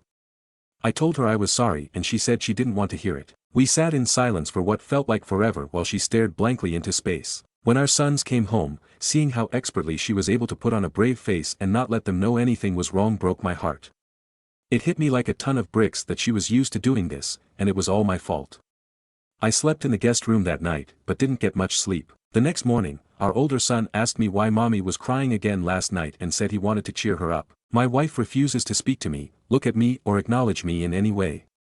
I heard her on the phone to her best friend who lives in another country. She told her that she thought she had found a good one and that she was going to break the mold. Her grandfather walked out and left her grandma with nothing. Her dad walked out and left her mom with nothing. I'm a piece of shit, just like every other man in her life. I left today and she didn't even look at me or say anything. She just continued watching TV and crocheting as if nothing was happening. I'm staying at my parents' house and they are disgusted with me. My mom cried when I told her. They love my wife like their own daughter. I let everybody down. I deserve everything coming my way. Relevant comments. Commenter 1. Wow, you couldn't keep your dick out of someone else while your wife was suffering with PPD after birthing your child. What a stand-up guy. Look everyone. He's sad his now ex-wife didn't cry and beg him to stay. Gross dude. Really fucking gross. Commenter 2. You aren't sorry. You are reveling in being the worst person in the world. Your entire focus continues to be on yourself. Your entire post is about how her response made you feel. Nowhere do you state that you intend to make amends, a critical component of true contrition. The only remorse you seem to have is on bad this is making you feel. You made the utterly selfish choice of telling your wife to alleviate your guilt, not for her sake. Why weren't you willing to live with the guilt? Because, just like your decision to cheat, you were only thinking about yourself, what you wanted, and what felt good for you. Although your marriage is obviously over, or should be, if you wanted to begin to be a decent person, you'd be focused on how to make amends, how to make the situation easier on your ex-wife, and most importantly, how to ease the transition into a broken home for your children. How good of you to run away to your parents and leave all the hard work for your wife. Commenter 3. Well, hope getting your dick wet was worth blowing up your family. Raise your sons to be better men than you are, if you can. Stories number 9. Aita for defending my wife after my sister tried to kick her out. My wife and I am both 27, I live with my sister, she's 26, we both live in the same house, the house we live in was inherited to us by our grandpa, we decided that instead of selling it we should live in it as it's quite big and maybe in future we will sell it and earn more profit. But nowadays my sister and my wife fight quite a lot and it's mostly me who breaks them off. My sister doesn't like my wife, she said she doesn't like her cause she does nothing, she doesn't have a job and she sits all day cause maids do all the work. Yesterday my sister asked my wife to leave, she said she is tired of her, I said my wife is not going anywhere and why does it matter if she's not working?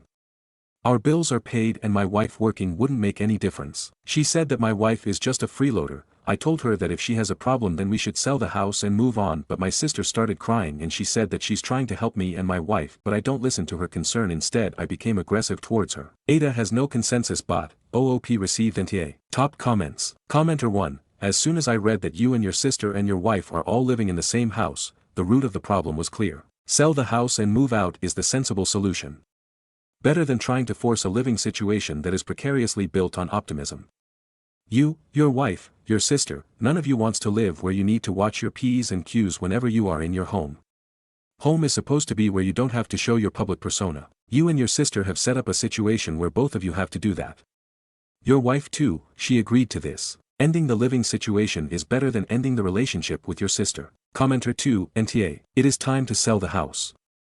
Or if your sister wants to stay, Ahe needs to buy you out. You got married. How you and your wife choose to navigate your marriage is your choice, not your sister's. But it is clear these two women cannot live together.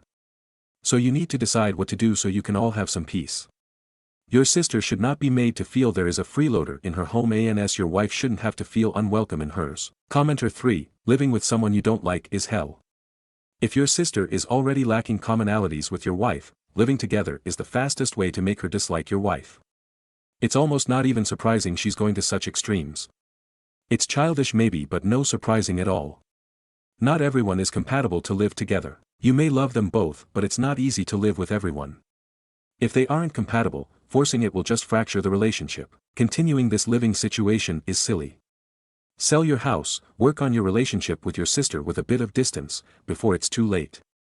It already sounds like the relationship between your wife and sister is at a breaking point. It would have been better if you guys made this decision earlier. Hopefully they can heal it with time, but this is not a sustainable solution at all. Commenter 4, NTA, y'all have maids that do all the housework and you pay your share of bills. You and your wife are married and what she doesn't or does do has no effect on your sister so long as you're okay with it and pay the share of bills, and your sister needs to mind her business and leave it if nothing bad is happening. Update 1. I have been thinking about this issue for so many days, like what would be the best way to resolve the issue with my sister without hurting my and my wife's bond with her, cause I don't want to lose my sister over a house, so I decided that I will move out with my wife for now and my sister lives in the house. Yesterday I told my sister that I am planning to move out with my wife and she lives in our home and we will decide later in future whether to sell or buy the other half. My sister got upset and she said she doesn't want me out of the house and she doesn't hate my wife, she just doesn't like that my wife does nothing while we both are working our ass off. To calm her I said that she can keep the house and I will give up my claim over it, but my sister said that I am making it all about the house when she's trying to help me cause my wife is just a freeloader. I told my sister that if my wife doesn't want to work then she doesn't have to, I'll take care of her and I am moving out and she can keep the house. My sister said do whatever you want and now she is upset with me and ignores me. I am looking for another place but I don't get why my sister is upset with me when I have done everything I can for her. What did I do wrong? Top comments. Commenter 1. Is there something wrong with your wife that prohibits her from working? If she doesn't help with bills, does she cook or clean? Reply, no, none of us has to cook or clean cause we have maids for that, so we work and the problem is my wife doesn't and that's what my sister hates about her like she said. Commenter 2, to be honest, the sister seems more upset about your wife than the house itself. She probably feels like she's losing you to someone she doesn't respect. Give her some space, but don't back down from your decision. She'll either come around or she won't, but that's on her. Commenter 3, I agree with another poster. Your wife is sitting at home not cooking, cleaning or taking care of anything, not contributing to the household at all. Meanwhile your sister is paying half of the bills and everything, which is unfair to her. She isn't home using electricity, gas all day. Your wife is. So why is she paying half when you should be paying 2/3 of everything to cover your wife's portion? That doesn't seem fair. So yes, she probably is frustrated at paying money towards your wife's portion, when your wife does nothing in return. Your wife should be contributing something to the household even if it's cooking dinners. Getting part-time work. By all means protect your sister's asset and sign the house to her, because if you divorce your sister shouldn't lose half her home in the process or be forced to buy your share out. Commenter 4, op. This isn't about the house. This likely has to do with a building resentment against your wife. It's unclear if it's due to how bills are handled, i.e., her paying half when she should only be paying 1/3, or something else, i.e., jealousy over working her ass off while Sale sits around all day doing nothing. Figure that out. Further, something else to consider, if you unexpectedly pass tomorrow, could you guarantee that your wife would be able to continue living the lifestyle she has become accustomed to? If the answer is no, then you are doing a disservice to your wife and should consider talking to her about getting her butt in gear and working towards something that can allow her to support herself in the event such a situation occurs. Even if you both move out of the house, that should be considered. I doubt your sister would be so generous as to support her financially should something happen to you. Update. I read a lot of comments and a lot of people were asking how do we split the expenses, so for clarification I pay approximately 70% of our bills, my wife's personal expenses are paid by me and I try my best to not burden my sister, things like electricity, water bills etc. and paying maids, I cover more than half. So after I told my sister that I am moving out with my wife, she stopped talking to me for a few days and I started looking for another place at least to stay temporarily, cause I realized my wife and my sister can't live under the same roof. I found an apartment nearby and 2 days ago I told my sister that I am moving out in a few days. My sister started crying and said she doesn't want me to go cause the house is mine as much as it is hers. I told her that I don't want to move out either, but I am facing a situation where I have to choose one of you and I think it's best if I move out with my wife and she stays in the home, which is for the best for all of us. My sister said that she has no problem in us living together, she only hates the fact that my wife does nothing and my wife should work and help us. I told her if my wife doesn't want to work then she doesn't have to, and I don't mind that either. She's a housewife, and I told her if she doesn't want to work then she doesn't have to either, I'll take care of her as well. My sister said no to my proposition, so I told her that she can have the house and I'll give up my claim over it. She said she will move out as well cause she doesn't want to live alone in such a big house, and when we decide to sell I'll get my half. She's angry at me and she's sad, tbh, so am I. My sister and I have been together for as long we remember and now we siblings are splitting. I wish there was another solution to our problem, but I can't find a way to please both of them and they fight each other and I don't want to choose one over the other, so it's best if me and my wife moves out and I visit and spend time with my sister on weekends or holidays or whenever possible. Relevant comments. Commenter 1, I think your sister is mostly upset that you're not going to be footing the bills anymore. You've been paying 70% of the household bills, correct? It's best for you and your wife move out. It's best the house gets sold and the proceeds be split between you and your sister. Reply, no, it's not about money, at least for me, and I am willing to pay 100% and even give my half to my sister if that's what it takes to stop both of them from fighting each other. But neither of them wants to compromise, so I am kinda stuck and I decided to move out to not break their relation with each other, which is already rocky, and I go with my wife and visit my sister and spend time with her. Commenter 2, you never stated how long you and your wife were together or how long you and your sister lived in the house. I don't understand why your wife can't at least clean. Why does she need a maid? I think your sister feels you're working too hard and your wife is lazy. I don't think it's a jealousy thing, BC. She would have taken you up on your offer to not work if that was the case. A housewife actually does household duties. Your wife does nothing. She's lazy. I can see your sister's point and I think she's just trying to look out for you, and your health, even if you're okay with the situation. BC if goodness forbid, something ever happened to you, you do realize your wife would be up a creek and left to your sister to deal with. Reply, my wife and I have been together since past 9 years and we all started living together a year ago after our grandpa gave us his home to us. My wife doesn't require maids, it's the lifestyle I am willing to provide for her, and if I ask her do household stuff she would agree to it, but I don't want her to do something she dislikes. Same goes for my sister or my mom. My wife is not lazy, and as her husband it's my responsibility to provide for her, and if something happens to me she will have enough money to live comfortably and our future kids. Commenter 3, honestly your sister sounds way too comfortable involving herself in your relationship. I think people are getting hung up on the fact your wife doesn't work. Whether she works or not is not the point. The point is your sister trying to get you to divorce your wife and just live with her. If the sister has a problem with the wife, she can bring it to OP, but after he told her he was okay with him and his wife's arrangement, anything after is inappropriate. Reply, actually I don't think it's as creepy as my sister is trying to get me to divorce my wife and live with her like everyone here is saying. I trust my sister enough that she wouldn't ruin my life at least. I was thinking this whole time that me and my wife lives in the house with my sister and my future Bill or her BF and our kids, we all live together and help each other and stay strong as a family cause the house is quite big even for 6-7 people, which is why my sister also decided to move out after I leave. But this idea is out of the window unless both my wife and sister reconciles and stop fighting. If I wasn't married I would have done whatever my sister would ask me to, but I am married and I love my wife way too much and providing for her and her lifestyle and what she does is my problem to deal with. But I will also try my best to care for my sister and visit her as often as I can. I also love her and care for her and I am willing to give up on my claim, and if she decides to not work as well I'll take care of all the bills and all. But it turns out she doesn't want that, so now I have no choice but to move out with my wife and visit my sister whenever possible. Will OOP and his wife be having kids anytime soon? Is his wife going to take care of the children if she doesn't want to do the chores? Reply, I'll work and take care of finances and my wife doesn't do chores and she doesn't have to unless she wants to do. We will hire. And my wife will take care of our kids when I am not around to help her. She's a housewife and a mother always cares for their children. No. If she doesn't care for our kids then I truly have made a huge mistake by marrying and falling in love with her. But I know and trust my wife enough that she'll care for our kids even if I wasn't present to help her. I think she'll love and care about our kids more than she cares about me, like most mothers do. LOL. Alright, if you and others think that my wife is lazy then lazy she is. Anyway, she and her laziness is my problem and I will care for her in our marriage. It has nothing to do with my sister cause it's my and my wife's problems. I also get the point you guys are making about my sister is concerned about me and trying to look out for me, and I also decided to help her and make her happy as much as I can, but I can't give her my 100% cause she's my sister not my wife. My priority is my wife. She has always been even before we got married. Ever since I fell in love with her I have always thought about her and however she is I am okay with that. I'll take care for our issues and whatever other issues that might show up in future in our marriage. Stories number 10. AIO, husband is always paranoid I'm cheating, 18+. Background, I, 35F, have been married to my husband 48M for almost 13 years and we have 3 children together. He is constantly accusing me of cheating on a weekly and sometimes daily basis over the last 13 years. The incident, a few hours ago, he asked me when was the last time we were intimate. I said, probably like 2-3 days ago, because in my mind that's our norm most of the time. Well, that was a huge mistake on my part, because he said the last time was 12 days ago. I tried to remember whether he was correct or not and I couldn't, so I just said, oh okay, I'm not sure.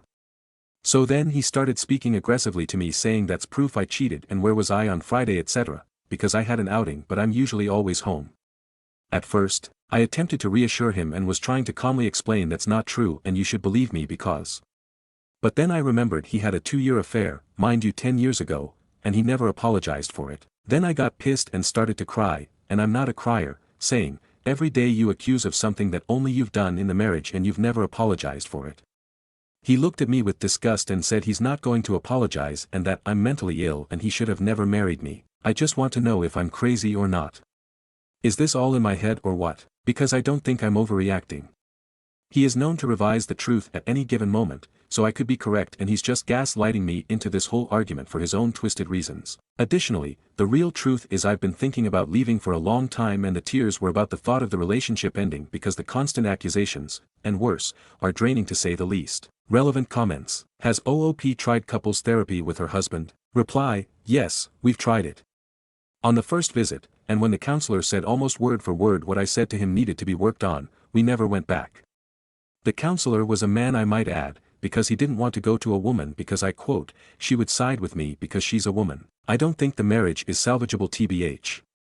I have made my grievances known for many years and he shuts it down every single time. Or he might change for a few weeks or months and then it returns back to normal. Commenter 1, even if your husband isn't cheating, you're unhappy, he's paranoid, he calls you crazy, he says he shouldn't have married you. Am I reading correctly that you got married when you were 22 and 35? Just of curiosity, do you think you'd be interested in 22-yos right now? Reply, thanks for the reply, and yes, you're reading this correctly. And 100% no. At 35, a 22Y is a child. I knew at 27, a 22Y would have been too young for me. That's kind of when my eyes opened, but by that time I had 3 kids and we were a family. So I just put my concerns to the side and tried to make it work. But now I'm just so drained and it's making me depressed. I've just had enough. Why is OOP still with her husband? Reply, I so desperately wanted my kids to be raised in a 2-parent home. So I didn't want to be selfish with my feelings and break up their family. But I have since graduated from that delusion and realized it is better to be from a broken home rather than live in one. So yeah, I've got to figure out my next steps. Oh, I forgot to add, I'm not allowed to work. I haven't worked since we've been married. He did let me go to school though, but probably and only because it looked good on him. Commenter 2, what you've described here is an emotionally abusive relationship. I think you need to get out. If you think he might react violently to you telling him you want a divorce, I recommend you get out of the house first and go to a friend or family members that you trust. How long did the two of you date before you got married? Getting married at 23 to a 35-year-old man, to me, is not very age appropriate, and does not speak highly of your husband to begin with. Reply, yup, I'm actually scared to tell him I want out. Since he overreacts on a regular basis to the dumbest simplest things, I don't want to imagine what he could or would do. And we dated for 8 months. Even at 26-27 L realized that it was not age appropriate at all. But at 22 I thought I was an adult that knew exactly what I was doing. Plus, I was raised in an environment where women married young and quickly. TBH, now that I'm the age he was when he met me, I realize how much I was taken advantage of and it's sad. When did OOP find out about the affair? Reply, yes, I found out about the affair when my oldest was around 1 YO. Where is OOP located in? Reply, Canada. Update to paranoid husband I left. First of all, I want to thank everyone for their replies and comments. I felt proper validation which I haven't felt in years, and you all gave me confirmation that my viewpoint on the situation was in fact normal and that I wasn't the crazy one. I literally cried from the depths of my soul. Also, I have a confession, my first post doesn't actually entail how bad the relationship has been. That was just the tip of the iceberg. I have suffered horrible abuse over the last 12-13 years. Every single type of abuse in fact. I have been isolated and controlled for years. I could not tell him no, and I did not have a voice. I actually needed confirmation that I was not crazy and some encouragement and validation, and thank you everyone because all of you gave me that. Some simple examples of the control, isolation and abuse would be, if I was going to the grocery store I would be timed, questioned and interrogated after returning. I very rarely would meet or visit my family and friends because the trouble, arguments and fights he would cause made me feel so bad it would discourage me from reaching out to them or anyone again. I tried to start a YouTube channel, he would always interfere with my filming. I tried to get a job, he would prevent me from going to the interviews. He would take the car keys, accidentally, disconnect the car batteries etc. I went to school and took out student loans, he would take all the money. I'm still currently in school because I've had to drop classes because of his interference and sabotage. I would start doing homework and all of a sudden he has a Netflix series I have to come watch with him, or he would start incessantly talking to me the moment I open my laptop to start homework, or have a blow-up argument the day I have a paper due. I could be as sick as dog, or had just given birth etc. He would demand I cook, clean and serve him food always. He would sabotage any and everything I ever tried to do at every single turn. On a particular day, he spat on me, threw a jug of juice on me, and pummeled me to the ground, because I told him cursing out a pastor was wrong and his behavior was disgusting. He did this in front of our children and when they cried begging him to stop, he yelled at them so ferociously the kids stopped crying in an instant and stood there in shock. That was the final straw for me. And these are just basic examples, there's so much more and it's so much worse, but that was the straw that broke the camel's back for me. This was the incident that got the ball rolling for me. I moved all our documents out the next day. I got a storage unit 2 months later and started moving some things out slowly. And then a month later I left. So while filling up the storage unit, is when I wrote the first post, I got discouraged and started having second thoughts. So it's only been 2 days since I left, although I'm sad I feel lighter already. My concern now is getting sole custody, and I might have to file for a restraining order because I highly doubt he is going to let me walk away that easy. So far he's been texting and calling, which I have been ignoring for the most part. He spoke with the kids for 15 minutes and then asked them to give me the phone. He proceeded to start yelling and saying I'm leaving him for another man and no man can be his children's stepdad and that he would go crazy, etc. So that got me worried because he is creating false stories in his head, and I hope that doesn't cause him to act out or do something crazy. Another man is the absolute last thing on my mind. Dying alone sounds peaceful after everything I've been through, tbh. Anyways, that's it. Thanks for reading my novel, lol. And thanks again for your support. You guys helped me gain a lot of confidence and helped give me the confirmation to keep moving forward with my plan. You guys are the best. Top comments. Commenter 1, I'm proud of you for having the courage to do this, but please take precautions. He sounds dangerous and like he may try to cause you harm, kill you for leaving him. The most dangerous point for a woman in an abusive relationship is when she's trying to leave, I think, is the statistic. Stay diligent, document every single text, record every conversation. Stay with someone you can trust. Don't let him know where you are, who you're with, unless you have to. I wish you well, stay safe. Reply, thank you, I will be trying my best. Last night at around 10:30 p.m. he went to somewhere he thought I might be. So I'm definitely trying to stay vigilant. I am trying not to be anywhere he expects me to be. And I have a phone call recorder on my phone as of yesterday. Commenter 2, congrats, you got yourself and the kids out. But you aren't wrong that abusers can spin stories to make their victim look like the crazy one. It's time to protect yourself. Don't block him. Save all text messages he sends. Look up recording consent laws in your state, and if you can, record all of these phone conversations where he is screaming and berating you. Stay strong. Anytime you think you made a mistake or have regrets, picture your baby's faces as their father screamed at them while beating their mother down. Do you want that for them? No. You are doing the best thing for them. Commenter 3, I hope you and your children stay safe. That is the biggest concern. Make sure they don't tell their dad where you are. He is obviously manipulative and he will be working them to get to you. You are an intelligent woman who has taken the biggest step to keep yourself and your kids safe. Keep thinking the same way, and you will outmaneuver him. Use the system and make sure they have all the facts about why this man must not have unrestricted access to your children. Don't be afraid to go for a restraining order if necessary. Stories number 11. Aita, because I don't want my half-brothers to come on a trip with my uncle and I, 15M, and 3 older half-brothers, twins, Max and Jake, 18M, and Shane, 16M. We have the same mother but they have a different father. Max, Jake and Shane's father is very involved in their life, and they live with him every other week. On the other hand, I have a deadbeat absent father that I never see. I have no relationship with half-brother's father. My half-brother definitely do not treat me the same way they treat each other. I have friends who have older brothers who are supportive and hang out with them and are there for them, and mine are nothing like that. Often when Max, Jake and Shane are at their dad's, I spend the weekend with my uncle, mom's brother. Because of that my uncle and I are very close. One of the things we do together is watch NASCAR, since he's made me a fan. It's our thing. As far as I know my half-brothers don't watch NASCAR, I've never watched a race with them at least. Next week Max, Jake and Shane were supposed to be at their dad's. My uncle was going to take me to the NASCAR race in Atlanta that weekend, just him and I. However, my brother's dad has had to go away on some business trip, I guess, meaning they aren't going to their dad's next week. Since they'll be here, my uncle also invited them to come to the Atlanta race with us. I don't want them to come. When they went to Europe, or Florida, or skiing, or New York, or any of the other trips they take with their dad, I don't get invited. They go away with him 2 or 3 times a year. I've never been away because my mom can't afford it. This will actually be my first time on a plane. They get everything. This is one thing I had, just my uncle and I, and he just invited them. Since they're going I no longer want to go, and I'm considering telling my uncle that tomorrow. When he told me they were coming he could see I wasn't happy. He knows how I feel about my relationship with them. But he said since they're home he can't not invite them, it wouldn't be fair. But it's not my fault their dad is going away. I know my uncle can't uninvited them now, so I really think I just prefer to stay home and not go.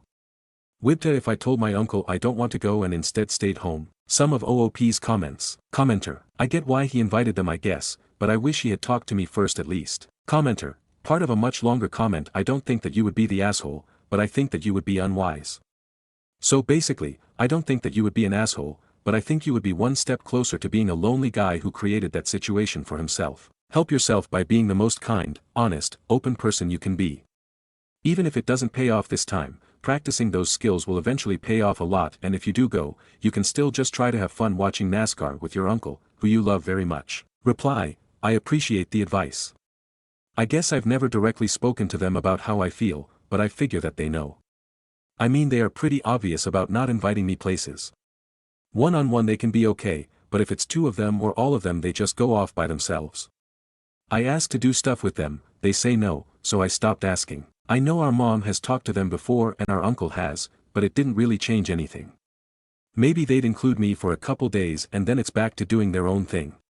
So I guess I haven't really been fully open with them, but I think they know. I am thinking about trying it, like you said. Commenter, having the bullies come on the trip interferes in his ability to conduct his loving relationship with his uncle. If they are there, the purpose of the trip cannot be fulfilled and he cannot gain relationship with his uncle. His relationship with his uncle can only be harmed in this situation. Reply, TBF, I wouldn't call them bullies. They don't pick on me or beat me up when no one's looking. They just usually don't include me. Examples of exclusion. On Friday afternoon they went to see Captain America, no one asked me if I wanted to go. I like Marvel, they know I like Marvel, and I've seen every movie. They'll probably say it was a last-minute decision driving home from school, and maybe it was, we do go to different schools. But some in the car could have been like, hey, our little brother likes Marvel, let's see if he wants to go too, but nope. It's stuff like that. To another commenter, yesterday afternoon Jake brought home Chipotle for Shane. Never asked me if I wanted anything from Chipotle. Were you an affair, baby? What does your mom say? I guess my mother cheated, TBH. They got divorced a couple months after I was born. However, I don't know if my mom and their dad were still in a relationship when she got pregnant, maybe they had already separated or maybe he had already moved on. I have never asked and don't think I want to know. Timing would suggest she did cheat, but I can't confirm. To another commenter, we, mom and OOP, don't really talk about it anymore. When we were younger she was always telling them to include me and stuff, but as we've gotten older that stopped. Now that I realize they don't want to hang with me, I also don't want to hang with them because being where you aren't wanted isn't fun. So it's become pretty mutual separation most of the time now. Commenter, part of a longer comment, yeah, this is really too bad. I'm sorry OP. The trip you thought you were having is no longer the trip that's being offered. I also wish your uncle had talked to you first, but he is trying to do the right thing here. All that said, I think you should go on the trip. Don't deprive yourself the fun. This is a passion you and your uncle share. Don't have your brothers come home talking about having seen NASCAR live, which is your thing not theirs. Reply, thanks for the perspective, I appreciate it, and everyone else that has replied to.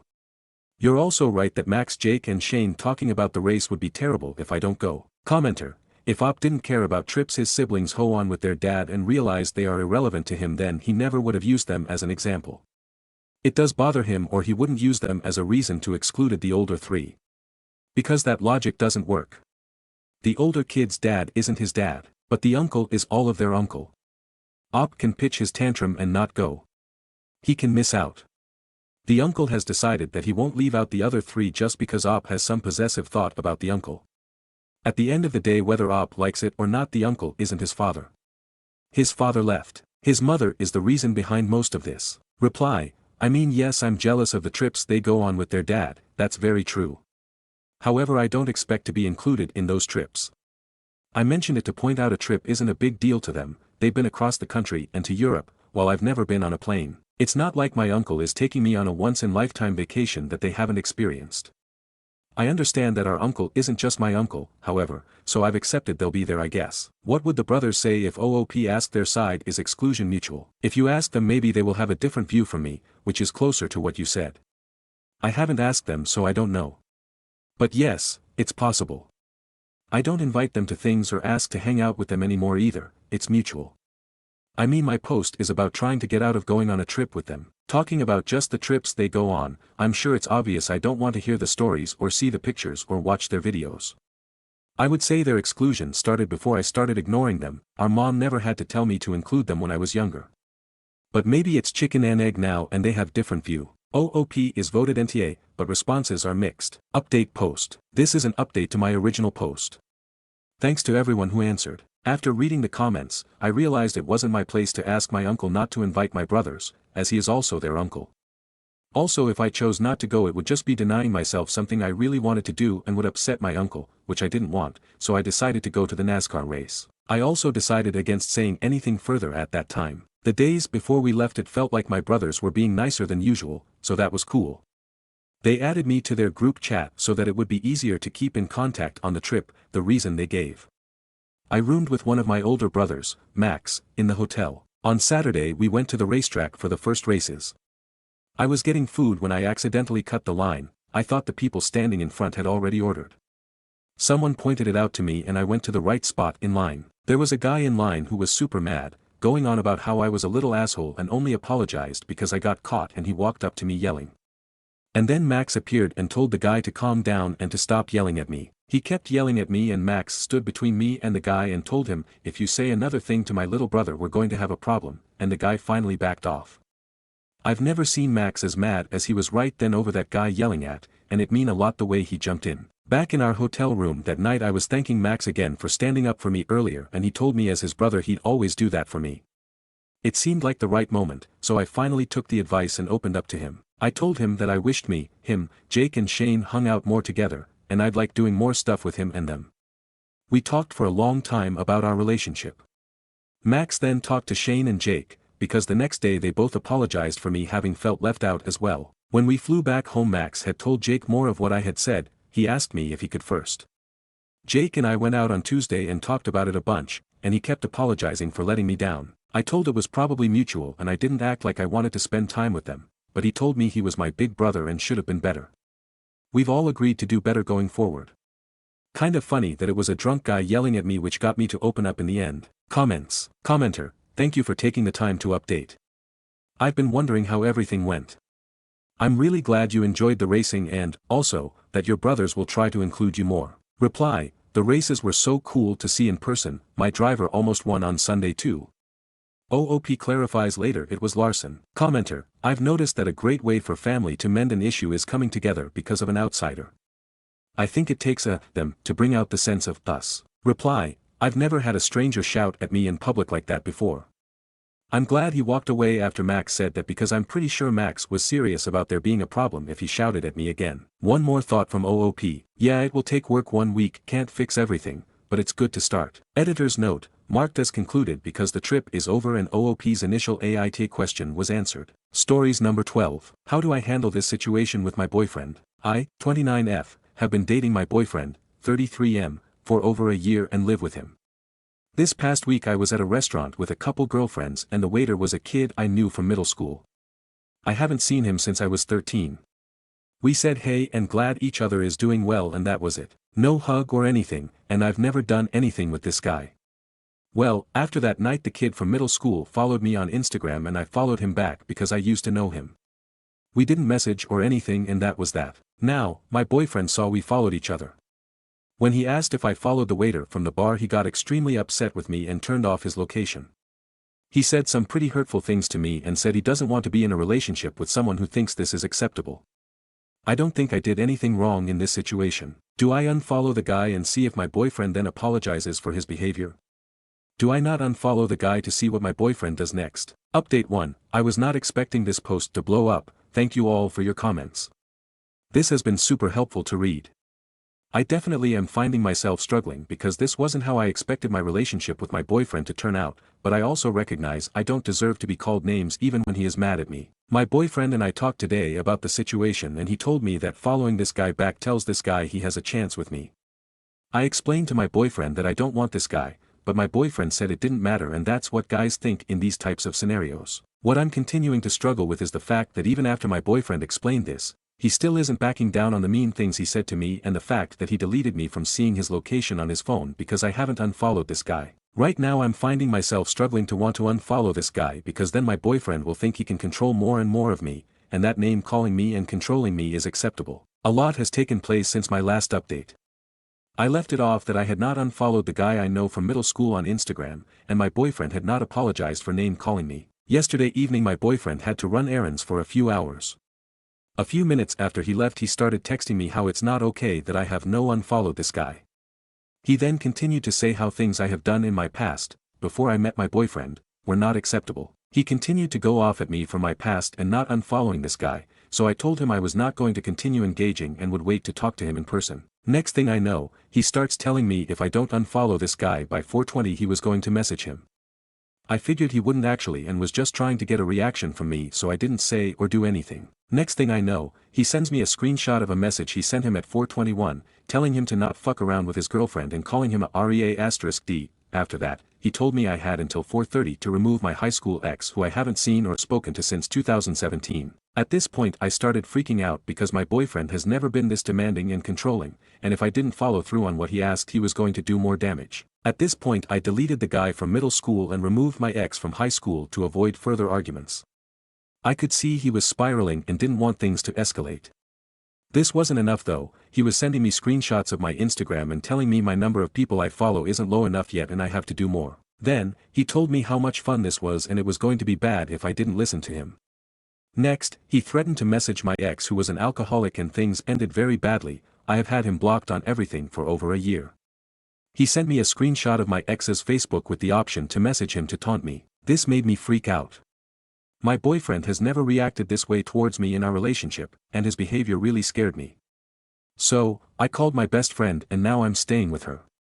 He has since spam called and texted me, calling me a bitch, slut, whore, and many other things. Then told me that he hopes my best friend enjoys the lies I tell her about him. I'm so grateful I realized he had this in him before buying a house and getting married, which we were planning on doing next year. Thank you to everyone for commenting on my post, it's been very helpful reading your thoughts on the situation. To think this all happened because I followed back a guy I knew from middle school and have never done anything with is insane. I definitely dodged a bullet. Stories number 13. Aita for accidentally ruining my sister's wedding over a family secret. Welp. I think I just completely screwed up my family. Last weekend was my sister Claire's, 31F, wedding. Everything was going fine until the reception, when my drunk uncle, my mom's brother, started making weird comments about how it was nice that our dad was still playing the role of father after everything. I had no idea what he meant, so I pulled him aside, far away from everyone, so we could talk in private. At first, he brushed me off, but after some pushing, he just dropped it. My mom had an affair around the time Claire was born, and there's a real chance my dad isn't actually her biological father. He said it like it was old news, but this was the first time I was hearing it. I was completely frozen, trying to process what he just told me. And then I turned around and saw Claire standing there. I have no idea how she heard us. I swear I pulled my uncle far enough away that no one else should have been around, but somehow, she was. She just kept saying, "What the hell are you talking about?" over and over. My uncle immediately started backtracking, but it was too late. Claire went straight to our mom, dragged her outside, and started demanding answers. I followed because, well, what else was I supposed to do? My mom kept saying, "Not now," but Claire was not letting it go. Then she turned to our dad and asked if he knew. The look on his face said it all. At that point, Claire just lost it. She started crying, yelling that her whole life had been a lie, and then she just left her own wedding. Now, everything is a complete mess. My mom is furious with me for entertaining gossip, my dad isn't speaking to anyone, and Claire won't answer my calls. Some of my relatives think Claire overreacted, while others say she had a right to know, even if the timing was horrible. I feel awful. I never meant for this to come out at her wedding, I wasn't the one who told her, but I still can't shake the feeling that I played a role in ruining what was supposed to be the happiest day of her life. Aita. Edit. I've been receiving a few DMs asking some important questions, so here it goes. Neither of my parents drink for various health reasons. I'm the youngest of 4 siblings. I had asked him about my other siblings, 28M and 21F, and he denied anything regarding them, saying I took him far away, meaning I had taken him to a completely different area where we shouldn't have been followed. There's been 0 signs of infidelity between my parents, so this is completely out of the blue, which is why I was so quick to ask. Hope this clears a couple things up, and please feel free to ask more questions if needed. TLDR, my drunk uncle let it slip that my mom had an affair and my sister's dad might not actually be her biological father. I pulled him aside far away to talk, but somehow my sister still overheard. She confronted our parents at the wedding, had a total breakdown, and left early. Now my family is in chaos, and I don't know if I messed up. Relevant comments. Commenter 1. Why are you the bad guy and not your uncle? Why didn't your mother get a hold of his drunk ass and contain him when he started his speech? Reply. This is why I'm asking Reddit, if there's something deeper going on between them, or she's trying to deflect blame to hide her own actions. It's so hard to try put pieces together. Once I know anything more I'll reply again so you can read the update if there ever is one. Update. So, I wish I could say there's good news but honestly the last few days haven't been much of anything. My dad has been all out of sorts, crying, zoning out and just overall not himself. Last night he had a breakdown regarding everything that happened and cried to me. He thanked me for bringing it to light but also scolded me for doing it at the wedding, which I understand completely. I know I should have waited for a better time to do it and I honestly have no excuse for that. My dad created a life 360 with me whilst he went to stay at a hotel just a couple miles away. He says he doesn't know how long he's gonna be there for but I know he's safe. I've heard very little from my sister. I sent her a long paragraph apologizing for everything, telling her my intentions were never to hurt her or ruin her day. She sent me back a paragraph telling me that it's not me she's upset at and that she honestly thanks me for bringing it to light since she heard his first comment too, and if nothing was said it would have eaten her alive. We're not on good terms so to speak, but I check up on her every so often after a commenter in my original post told me she could do something drastic, so thank you to whoever said that. It never even crossed my mind. My mom and uncle are a lost cause. They spent the past couple days trying to argue with us that it's not what it looks like and now they're claiming it was just a harmless prank and never meant to upset anyone or cause drama, but, for obvious reasons, no one is believing them and this claim is what led to my dad leaving. I think he knows something else but I'm not gonna pry him for that just yet whilst everything's still raw. Sorry this updated wasn't much of anything. I just wanted to update people on what my sister's perspective is and how my dad's doing since I've had a lot of people message me concerned. I understand people will have a lot of questions and I'm willing to answer what I can. Relevant comments. Commenter 1. Sounds like the dad didn't even know and that the mum simply told the uncle and others he knew and had forgiven her. After all that way most people wouldn't bring it up again and would just accept. What can they do if he's chosen to father the kid? Reply. From everything I've heard, my dad has been completely oblivious about everything like the rest of us, but the second part is a very good point and I'll try bring it up if I ever get to talk to my mom about it. Commenter 2. This would be a crazy plot twist, but is there any chance your mom cheated with your uncle? I can understand old resentments coming up while drinking, but if this has never been mentioned until the wedding, where your dad surely walked her down the aisle, sounds like maybe something hit a sore spot for your uncle and all of this just isn't adding up. So sorry OP. Reply. This has been mentioned a few times and I'm hoping it's not true since it's my mom's brother. However your point is making me question it. Thank you for bringing it up. This is a perspective I never thought of. Commenter 3. I can't help but wonder what the at no point mentioned groom has been doing in all this. Reply. He's been obviously distraught and has been helping my sister cope. My sister and him have had a very difficult time obviously, so if I hear anything from his perspective I'll be happy to mention. Smiley face. Stories number 14. Girl I'm dating 31F no longer wants to see me 33M because I liked my cousin's bikini picture on IG. I 33M have been dating someone 31F for almost 6 months. She does not want to put labels on our relationship but we have been exclusive all this time. Things have been going great, but a week ago she asked me if I go around liking random naked pictures on IG and I told her no, because I don't. She then calls me a liar and shows me a picture I liked of a girl at the beach wearing a bikini. I told her that it was my cousin and she got really upset saying how could I normalize liking an almost naked picture of someone and lying about it. I told her that I don't sexualize my cousin and that she's like a sister to me, so liking the picture was a reaction when she posts. We talked things through and decided to still continue dating, but she would constantly bring it up and tell me how much it bothered her, but I kept asking her to see it from my point of view and that I was not liking the picture because she was in a bikini but because she was my cousin. I even apologized to her and explained that I don't like random women's pictures. She basically said she wouldn't be able to trust me and broke things off. I don't think I did anything wrong because I validated all her feelings and told her my feelings as well, but I am not sure if I did something wrong. I really like her and want to continue dating her, but I'm not really sure how to handle this. What is your opinion on this? TLDR, the girl I'm dating broke things off because I liked my cousin's bikini pictures on Instagram. Stories number 15. Aita for having a snack with my brother and SIL after she had made a thoughtless remark about my wife. My wife, our 1-year-old son, and I were at my older brother's home yesterday for dinner. I used to visit them often before I was married, but even now we try to visit each other once a month and are generally on cordial terms. During dinner my SIL made a remark about my wife's bag that I had bought for our anniversary. My wife seemed happy about that and everything was going well.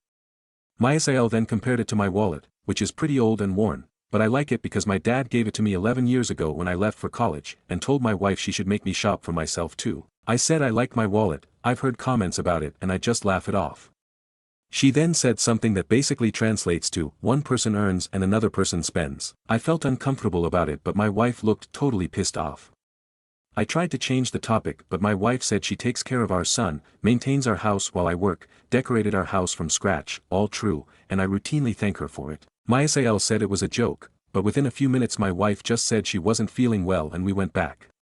During the drive back and when we came back home, she made it very clear that she won't be keeping any contact with her until she gets a clear apology. Today, my brother called and suggested we grab a bite to eat. I said sure. The way he said it, it really seemed like it was just the two of us. My wife also had no issues with that. I thought my brother was going to discuss a way for us to meet or something so my SIL and my wife could patch things up. When I went there my SIL was there too. While we were eating they gave me her POV, that it was a light-hearted comment and my wife was blowing it out of proportion. I defended my wife too, and said she definitely feels it was out of line. When I came back home and my wife learned she was there too, she got really upset. She said if my SAL wasn't prepared to render an apology then I should have left, and that I betrayed her by having food with them. I don't see it that way, I was really trying to fix everything in good faith. Aita. Stories number 16. My new team is taunting me because I have a nut allergy. I have a nut allergy and carry an EpiPen. It's never been an issue in the 12 years I've worked for my company. I have recently been promoted to a new department. As usual, I explained to the manager I have a nut allergy but it doesn't affect anything, i.e., it's not an airborne allergy, first aiders are aware, and always available, and my EpiPen is located in my drawer if needed. I said I was only letting him know as sometimes I don't join in team buffets bake-offs and don't want to appear rude. The manager sent out an email to the entire department banning nuts of any kind in the office because, my full name, is allergic. I was mortified and hastily explained there was no need for that and it's not that kind of allergy, I'm only ill if I eat them, not if other people do. The manager refused to withdraw or clarify the email and declared the whole department is now nut-free. When I asked why, he said it's company policy that if anyone has an allergy, the allergen is banned from the department and he can't change it. I explained that in 12 years this has never been the case. I asked him to withdraw the email and explained again the reasons it was not necessary. He refused, saying his decision was final and it will not be changed, he's not getting sued for something like this, and literally walked away from his desk. Since his email went out, there have been a lot of snide comments like, ooh, I would love a peanut butter sandwich but thanks to you know who I can't.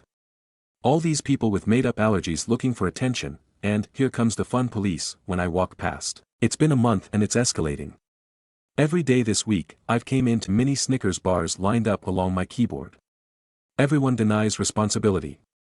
I've tried to just laugh it off, but it's starting to really affect me. The change of department is a promotion and I was so excited to learn and develop new skills, but I want nothing more than to go slinking back to my old position where the staff were lovely.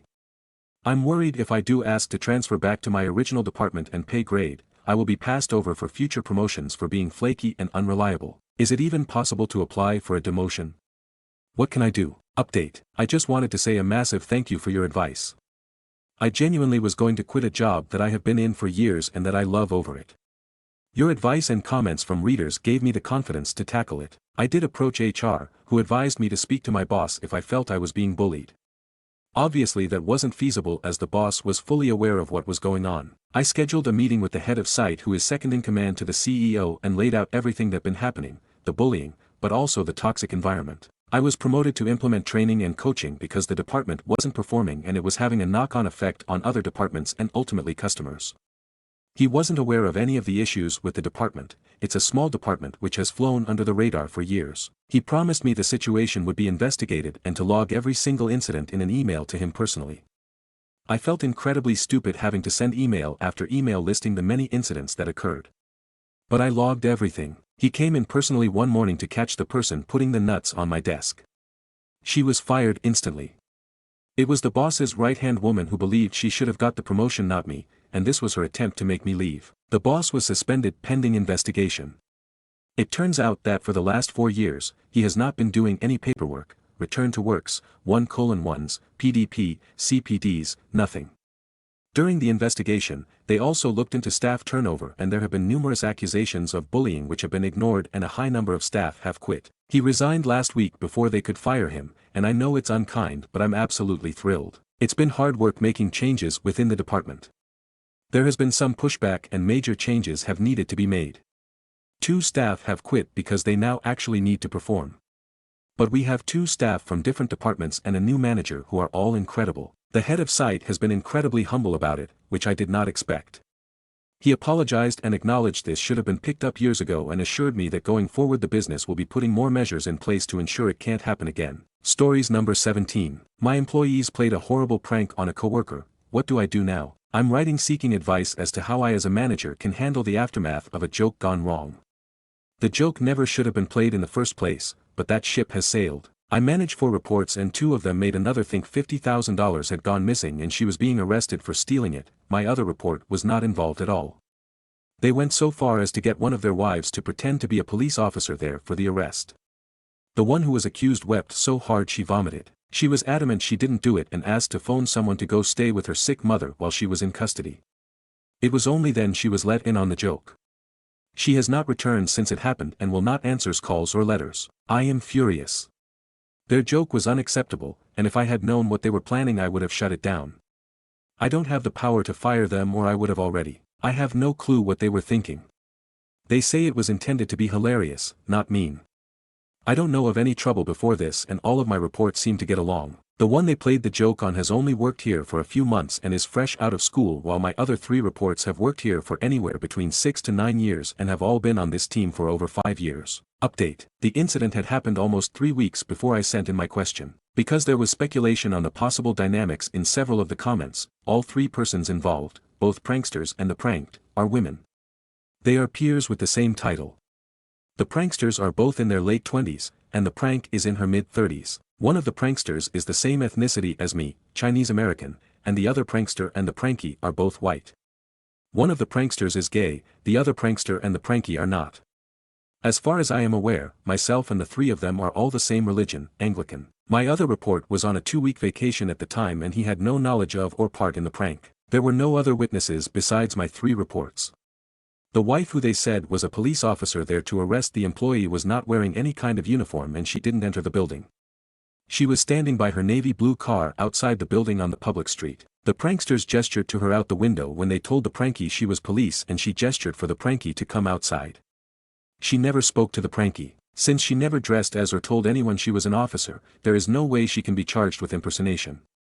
The officers at the real police station I went to, the lawyer I spoke to about this, and the company lawyer looked at me like I had 2 heads when I brought up impersonation charges. They all agreed what happened was awful but the wife of the prankster did nothing illegal and the prankster pointing her once and saying she was an officer also is not illegal.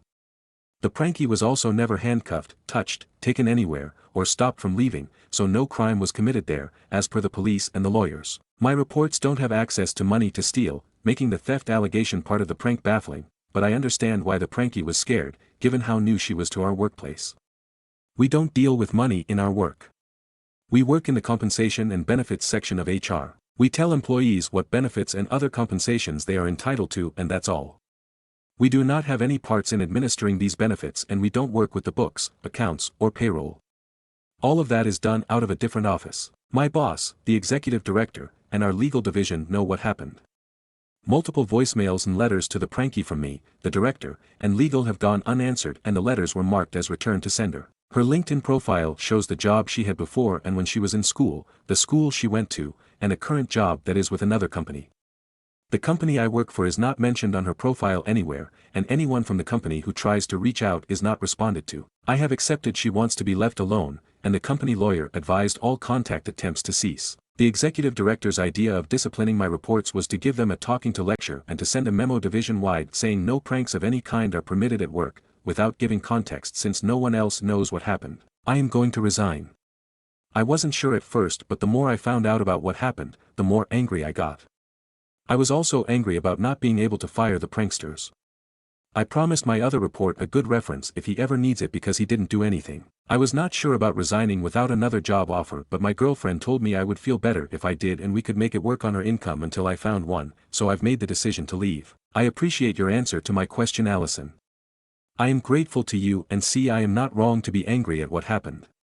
Thanks so much. Stories number 18. Boyfriend of 10 years just confessed why he won't marry me. 26F 28M. Me and my boyfriend have been together for 10 years now. 26F 28M. We began dating in high school and never broke up. A few years ago I went into a miscarriage devastating me completely. Because of it and other family issues going on I fell into a drinking problem. That went on for about 2 years. I'm currently now 9 months pregnant, due any day, and my boyfriend just confessed to me that right before I got pregnant he was planning on breaking up with me because of my drinking issue. Now 9 months later, because of me not drinking or anything, he has refound his love for me but still wouldn't want to take our relationship any further because he's uncertain of me falling back into old habits. I've been so proud of myself because the minute I found out I haven't smoked or had anything to drink at all. I was literally just thinking to myself the other day, how I was drinking so much and I could never do that again. The worst part is every time I brought up marriage the last few years he would just tell me, don't worry, it's going to happen. I just summed it up to him not having enough money for a ring and didn't want to pressure him because of that. I don't even know how to feel, I'm so hurt, so upset. I feel like I've been strung along for years without him being honest with me. I've been crying all day to the fact that he basically told me he doesn't love me the way I thought he has for these years. Especially due to the fact that he stayed with me because he found out I was pregnant. I thought we were on the same page and happy this whole time. I'm so heartbroken. Does anyone else think they would feel this same way in this situation? Stories number 19. Aita for buying sister's boyfriend lunch. Hello all, F26, here. While I was on the way home from the gym I received a call from my sister's, F18, boyfriend, M19, not abnormal as he's usually over at our house. He was asking me if our alarm was on because he got to our house before my sister and wanted to double check if he could go in since she wasn't picking up the phone. I told him no, and I happened to be stopping at McDonald's on my way home and asked if he wanted anything. He told me chicken nuggets, so I picked those up for him, as well as for my sister. Today, my sister texts me saying, if you want my boyfriend just say that. I 100% thought this was a joke, so I replied, not my type, but I very quickly learned it wasn't. Then she replied with a paragraph telling me how buying him dinner was essentially coming on to him. So now I know she's not joking, and at first I tried playing nice and just tried reassuring her I have zero attraction to her boyfriend, but that was answered with more rude comments from her. Now the last message I sent to her was, sister's name, you really need to grow up. I simply bought you both McDonald's on my way home. A simple thank you would suffice. Aita here, or is this completely normal? Stories number 20. Want to go to HR because a pregnant lady keeps complaining about how I smell. Hello all. I, F24. Work in customer service in an office. We sell various office supplies for what it's worth. My office is scent-free and I'm relatively new. I started in September of 2024. I actually really love my job and my coworkers except this one lady. We will call her Nicole. She's probably 40-ish and is pregnant. Now for what it's worth, I worked in a donut shop until mid-December of last year for some extra money while also working in my full-time job. At first she kept saying I smelt like sugar and baked goods, which I never took offense to. I worked with donuts on the weekends, it made sense. Once I accidentally spilt fruit juice all over myself and I guess the scent permeated my coat because when I went to work the following Monday, I worked Saturday through Sunday at the donut shop, everyone was noticing it smelt like orange juice. Obviously I showered when I got home from the donut shop and I didn't wear the same clothes to my full-time job, but it was really my coat that smelt like fruit. The donut shop was pretty small, so I'm not surprised my coat smelt like fruit as that was the only thing I didn't wash. I was told to try to avoid wearing clothes that were worn to the donut shop as the scents were quite strong. I agreed to this and a few months later, the donut shop actually closed down. I only work selling office furniture now and I haven't even stepped foot in a bakery since Christmas time. The other day, Nicole complained that I smelled too sugary, nobody else could smell it. My boss said just try not to go near her, so I avoided her all day. I take my lunch at a separate time than her and I even walk the long way to the bathroom so I don't have to walk by her desk. Nicole's wife, we will call her Jane, also works with me and she's super nice to me, we get along well. Jane's wife has never said I smelt strong, but sometimes when I'm talking to Jane, Nicole will shoot me dirty looks. Jane and I work in the same department. Also for what it's worth, I have a boyfriend and am not into women, not that I'd date someone from my workplace, but I don't think it's a jealousy thing. Yesterday I had to personally give a customer's request to Nicole as it was a big order for tons of items. She once again told my boss I smell incredibly sweet and it's making her nauseous. My boss again told me to try to avoid Nicole. Then later HR pulled me aside to remind me we are a scent-free workplace, but in the middle of the chat, the HR rep told me she could not smell anything on me. It seems like Nicole is targeting me for one reason or another and she's using the scent thing as an excuse to get rid of me. It seems really weird that she's the only person that can smell me and she complains to HR, now twice apparently, that I smell too sweet. I don't even use heavily scented body wash in the shower, I just get whatever's on sale at Walmart. The shampoo I use is Maui Moisture's curly hair one. It does smell like coconut, but I only wash my hair once a week, on Friday nights, as I have curly hair and I don't want to dry it out. I don't want to snitch, but I also don't want to lose my job for smelling good.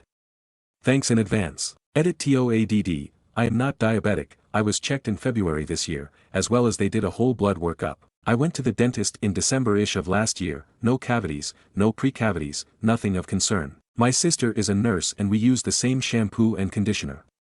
Her hospital is scent-free and nobody has ever complained to her about the scent of her hair.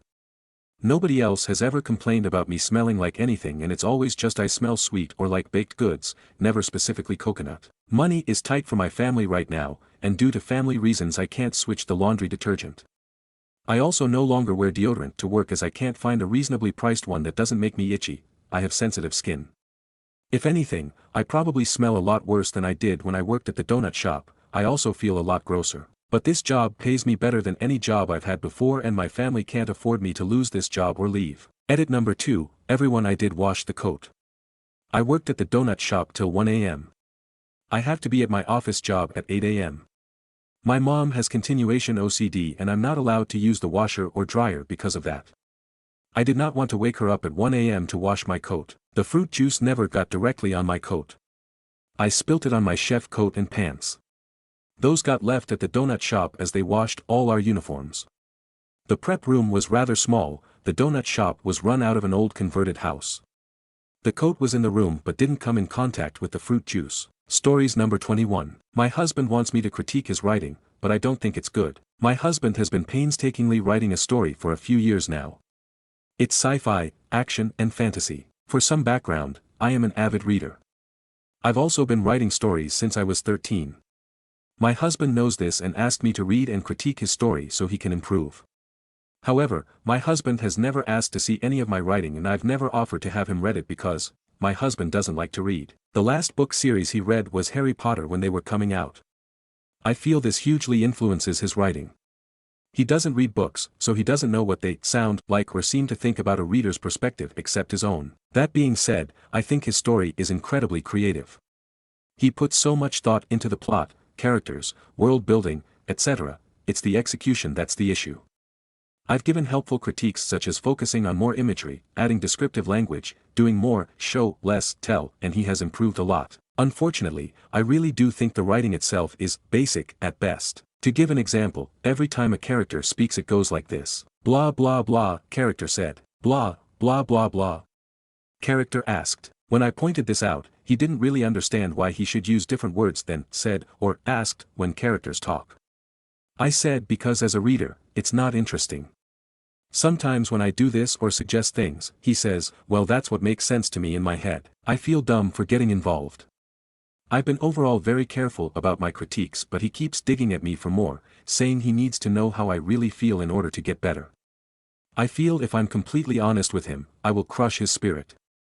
I don't want him to give up. Becoming a better writer takes a lot of time. Should I encourage him to read more and use examples from what he reads to give advice? Should I say what I really think, or try and extricate myself entirely? I want to encourage him and be supportive, but I don't know if I can do that and be 100% honest. Edit. Wow, I did not think this would get the response that it did. Thank you to everyone for the great advice. This helped give me some good perspective. I'm his wife, not his editor. We also write and enjoy very different genres. The type of story he is writing I personally would not pick up if I saw it in a store, so I am biased in multiple ways. These are both good enough reasons that I can probably only offer general feedback to him. Of course I will still read and discuss his writing with him, but not in huge detail. I want to support him without feeling responsible, and I've felt like he puts a lot of the responsibility of helping him improve on me. Just because I'm the more experienced writer doesn't mean I know how to teach someone to be a better writer. No one taught me. I took it upon myself to learn and write and rewrite over and over all these years. I also never signed up to be his writing teacher, and I don't think I should be. A lot of people suggested we try writing it together, and we did try that a little bit. But like I said, I can only write in my style, which doesn't really suit the genre or what he's going for. It's his baby. I've found it's really hard to write or rewrite a story that I don't have personal stock in. It just doesn't come naturally and is very mentally taxing. Also, I'm really surprised at how many people said you should really only use said and asked for dialogue tags. I thought I was clear when I said this is all he uses every time characters speak. Maybe I should have also said there's no change to the dialogue structure either. There's also no other descriptions, nothing about body language, facial expression, actions, tone, what the character might be thinking or feeling. I'm not saying he needs to think of a different synonym every time someone talks, but reading, said, to me sounds like two robots beeping back and forth at each other. I don't think it's wrong to suggest throwing in a, he sighed, or, she gasped, somewhere in there, or even replacing, said, with an action or something. But I digress, maybe I am not the right reader for his genre, and I'm wrong. I only know what I like, and it's just a different style that I prefer. Anyways, thank you for all the advice. I now have many ideas and suggestions that I can give to him without taking on too much. I want to enjoy this with him and support him, not be a project manager.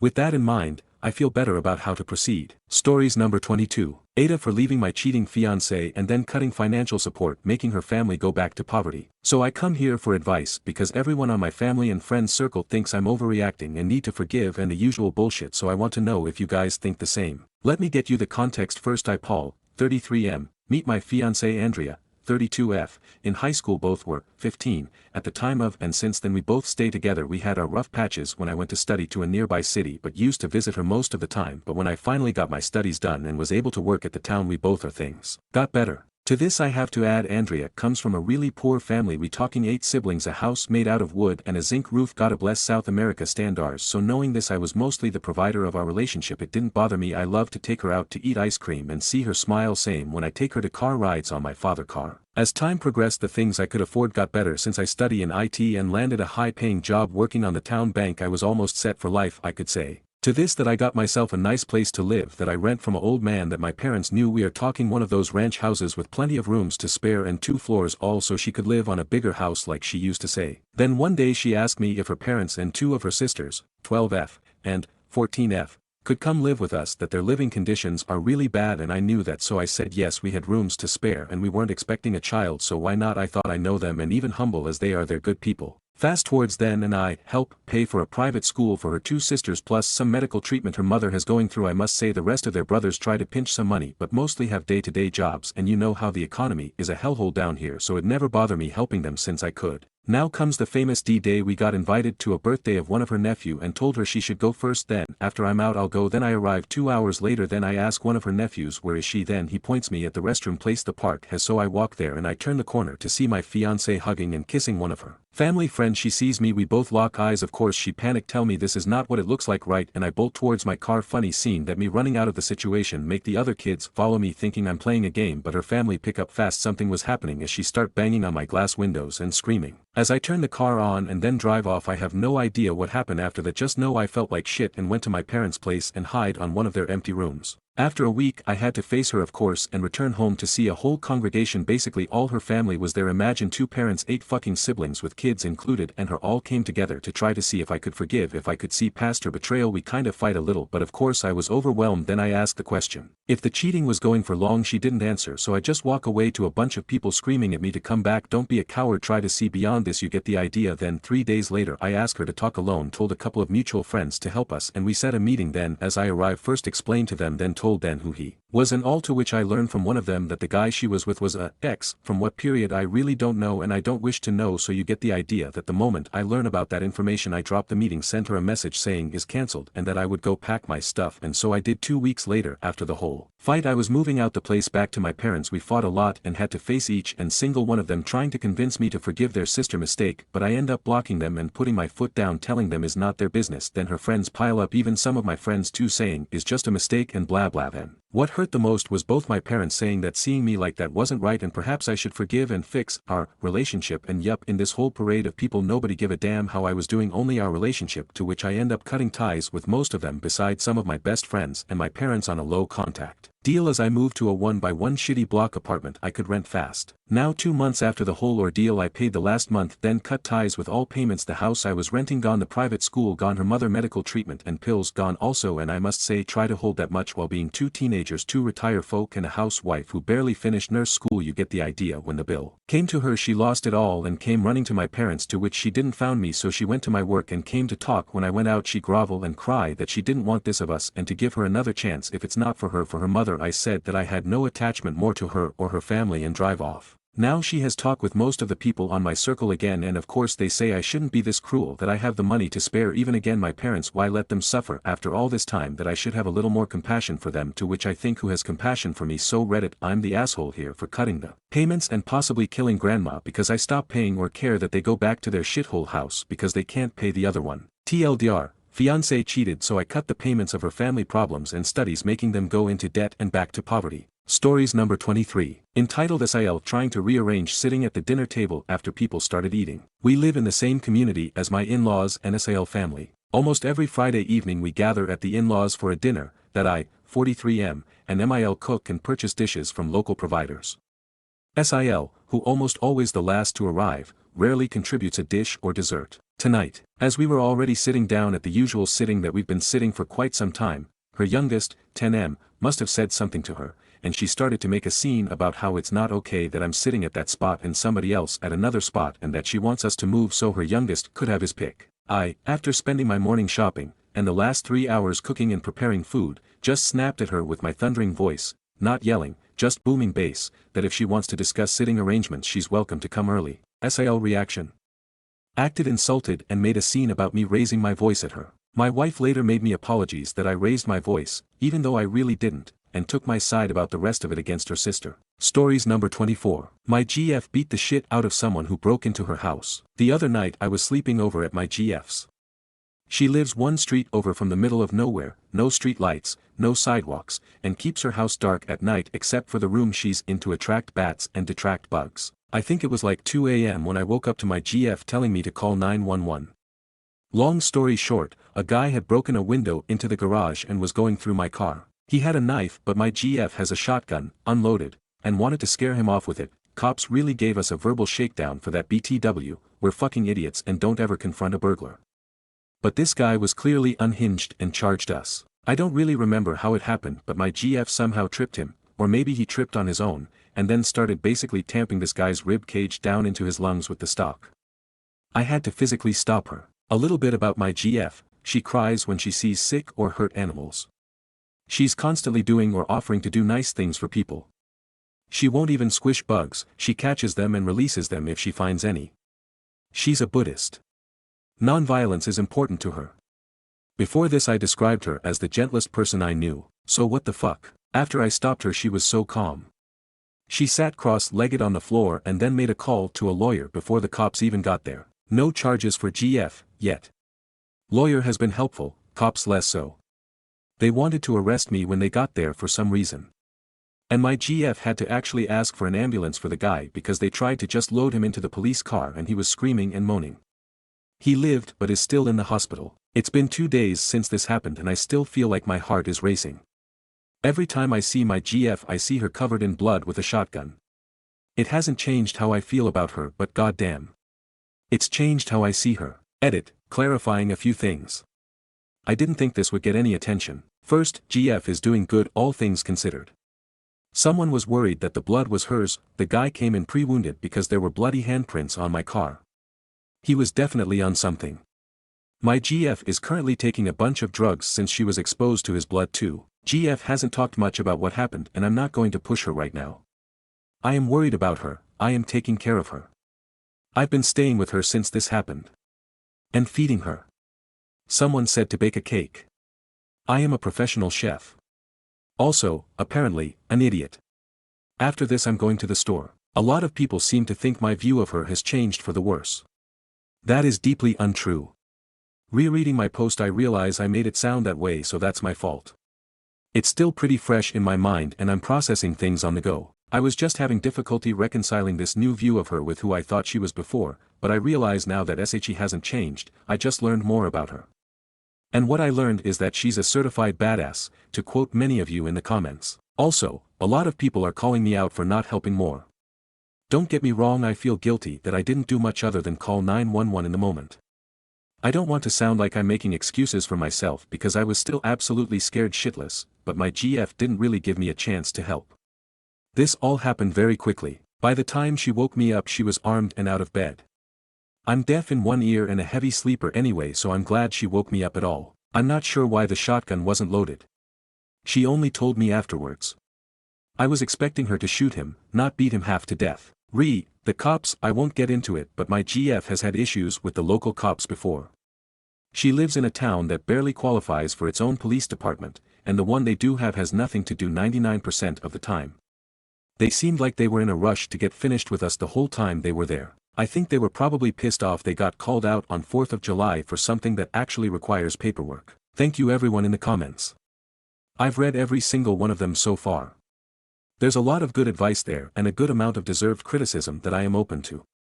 How else do you improve? My GF beat the shit out of someone who broke into her house. I don't know if anyone remembers me, but a while ago my girlfriend and I had a home invasion incident that culminated in her beating the shit out of the intruder. I'm tired of saying my GF, so I'm going to call her Diana. Turns out the guy was a drug addict from the next town over. He was in his 60s and he had an extensive history in jail and mental hospitals. Unfortunately, about 2 months after my post, he passed away. We didn't know anything about why until we got a chance to talk to his sister, who insisted she didn't blame Diana and that the doctors even said that he probably didn't have much longer anyway.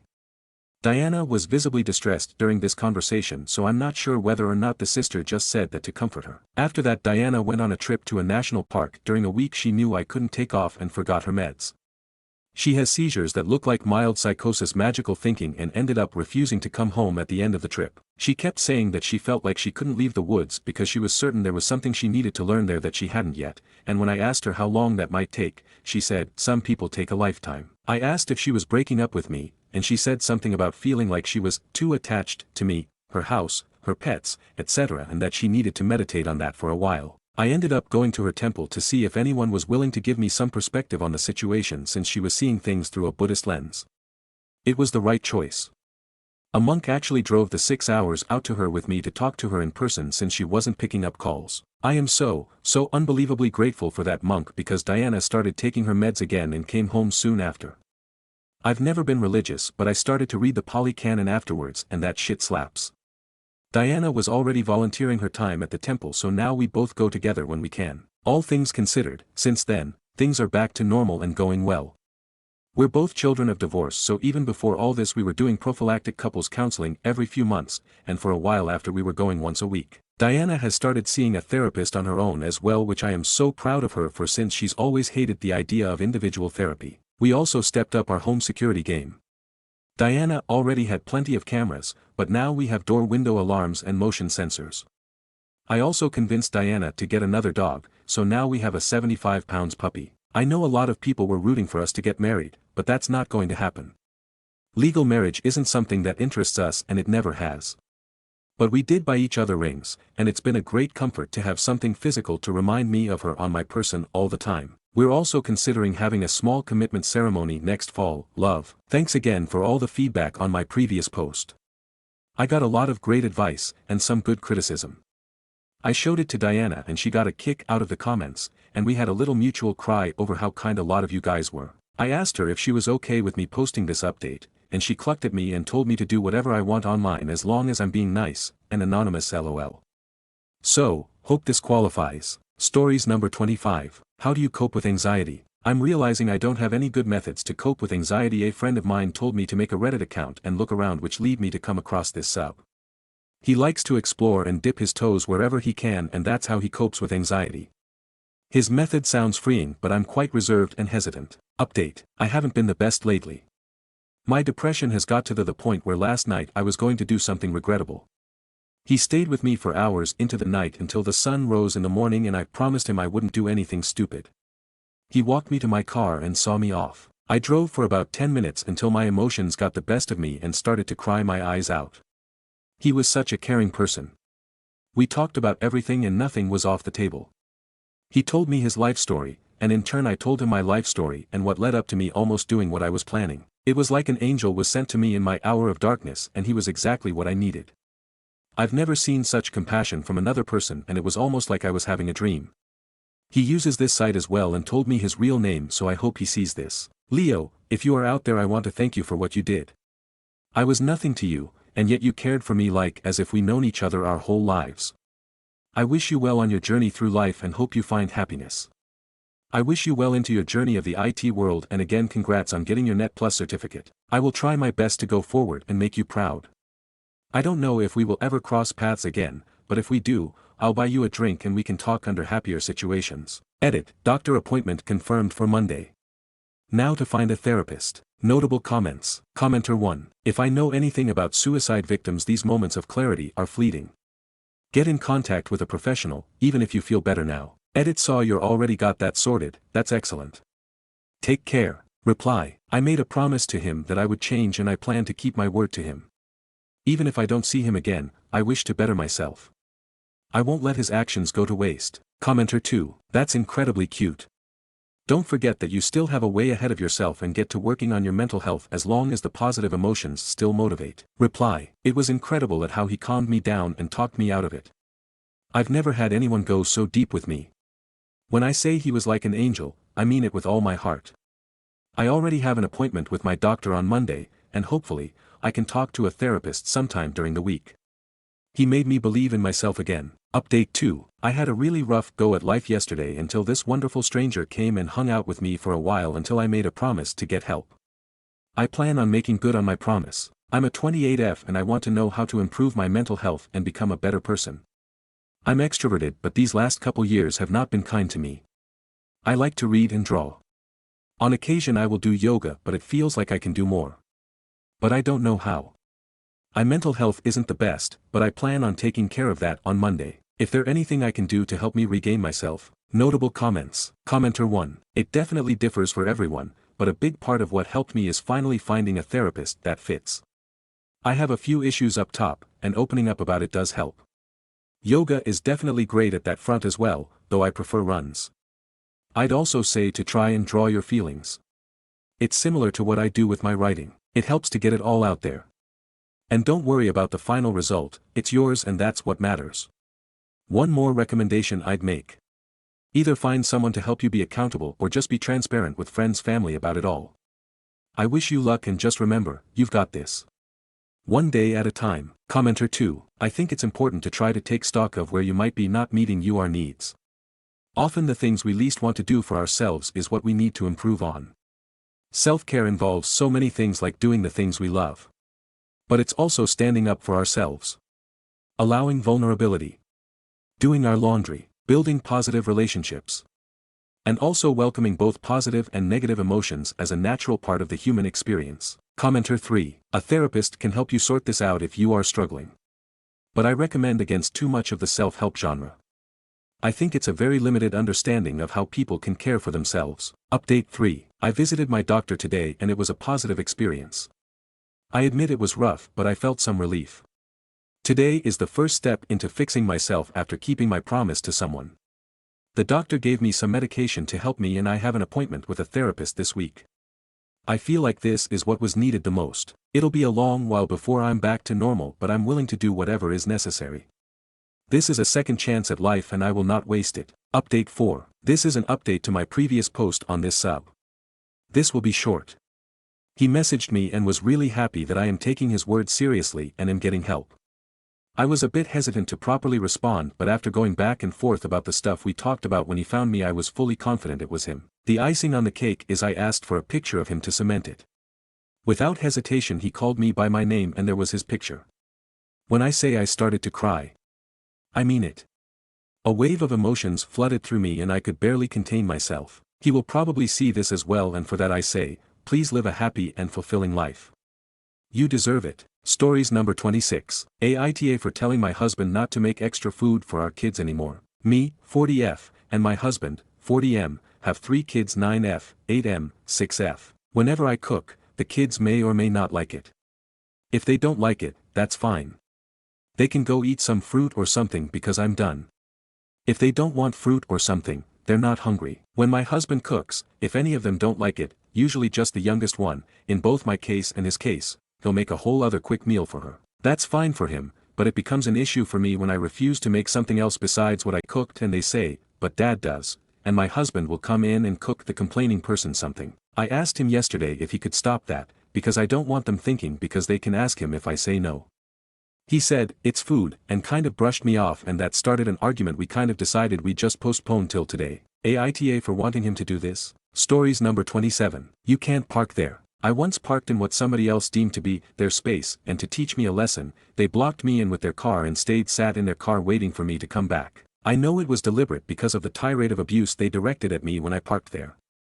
Not to mention that I'd often get people shouting at me when I parked there on the school run. I figured they probably wanted me to go plead with them to move so I could get my car out so they could tell me off and make me apologies. Well, they didn't get their own way. Being one who isn't afraid to cut his nose off to spite his face, I left the car there and walked home. The next day, I rode the bus and saw that my car was now free, so I could have drove it back. Nope. Got the bus back as well, then spent the next fortnight getting taxis there and back because I'm stubborn and petty like that. 2 weeks later and I eventually went back and moved my car. Funny thing, no one ever complained about me parking there ever again. Stories number 28. Thanked my door dasher in a language I don't speak. I ordered breakfast this morning and got a message from my dasher that it was taking a while at the restaurant. Indeed, he waited there for way longer than I probably would have, but then, that's why I don't door dash, I guess. I told him no worries, he thanked me for being patient.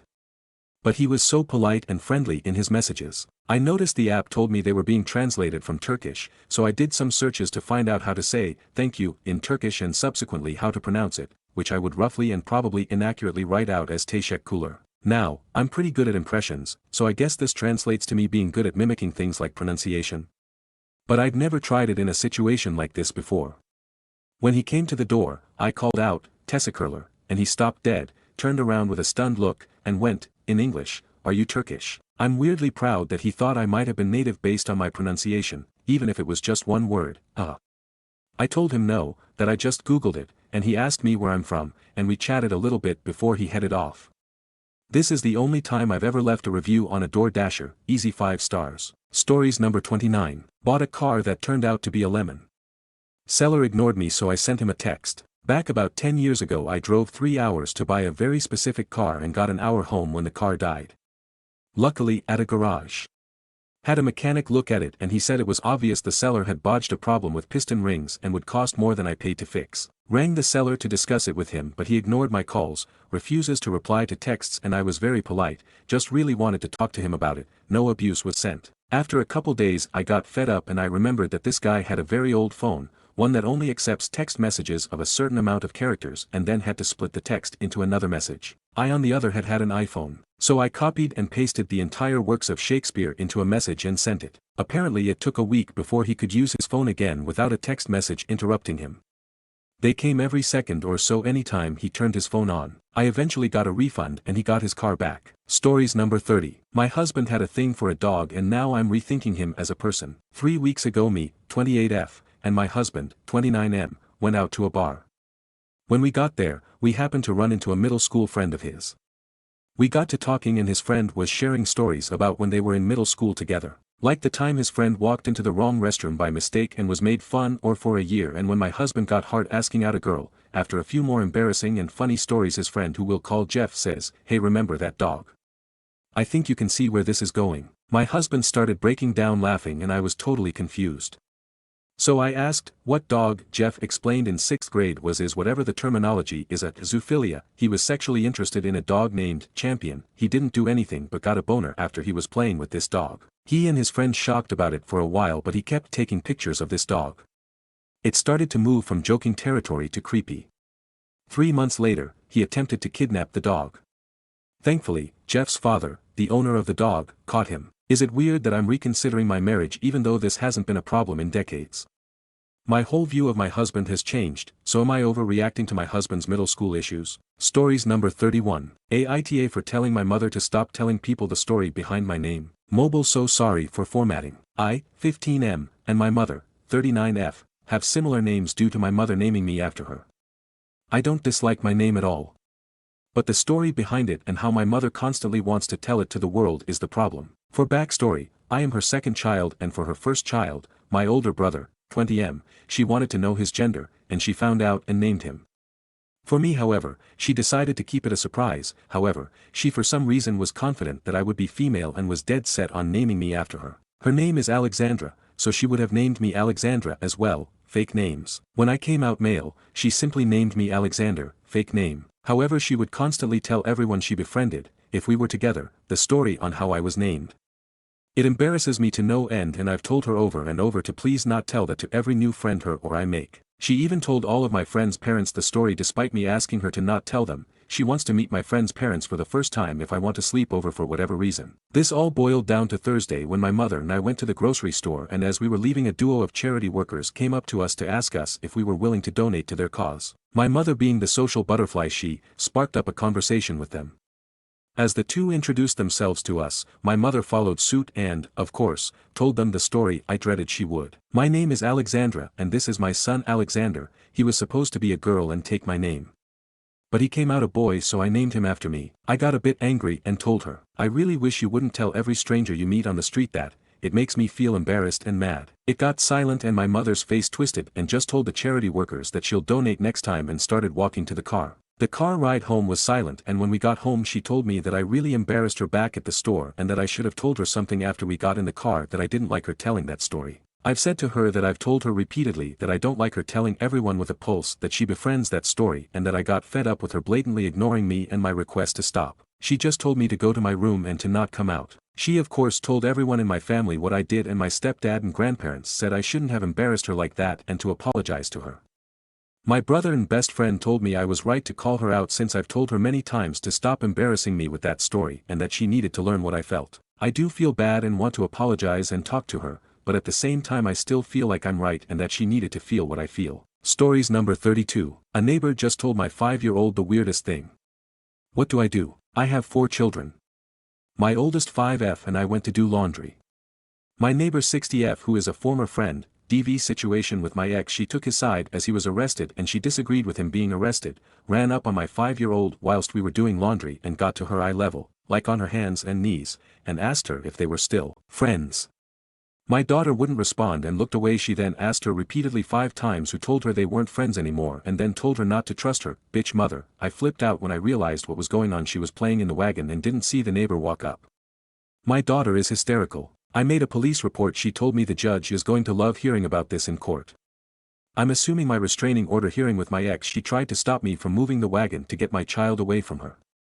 What else can I do? I'm in the process of moving as this has been a bad situation, but what else can I do? Stories number 33. Aita for doing my partner's taxes so his sister-in-law cannot do them and then utilize him to build her furniture in return. My partner usually has his sister-in-law do his taxes. He has a fairly simple return. I think he doesn't realize it's just inputting the numbers. Anyways, his sister-in-law is pregnant and said she'd do the taxes if he helps them out with hauling furniture for the nursery. Here's the kicker and why I went ahead and squashed this deal and did his tax return myself.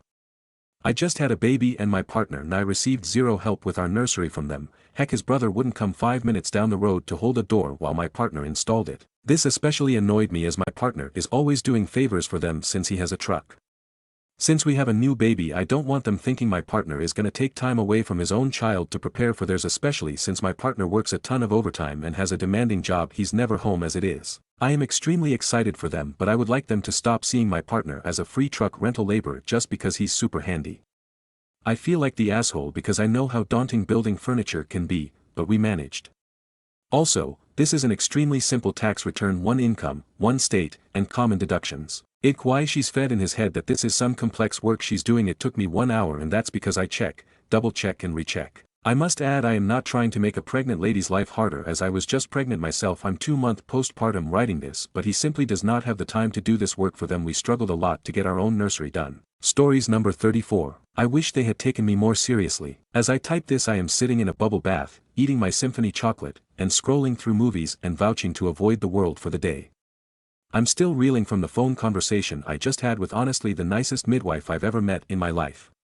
I'm trying desperately to tell myself not to panic, but I'm also so mad. I wish that over the course of the last 3 years that doctors had taken me more seriously when I went in and complained of pains and feeling ill so often. Off and on over the last few years I would get sharp pains in the area of my right ovary that sometimes would take my breath away, and then a few days later I'd start spotting.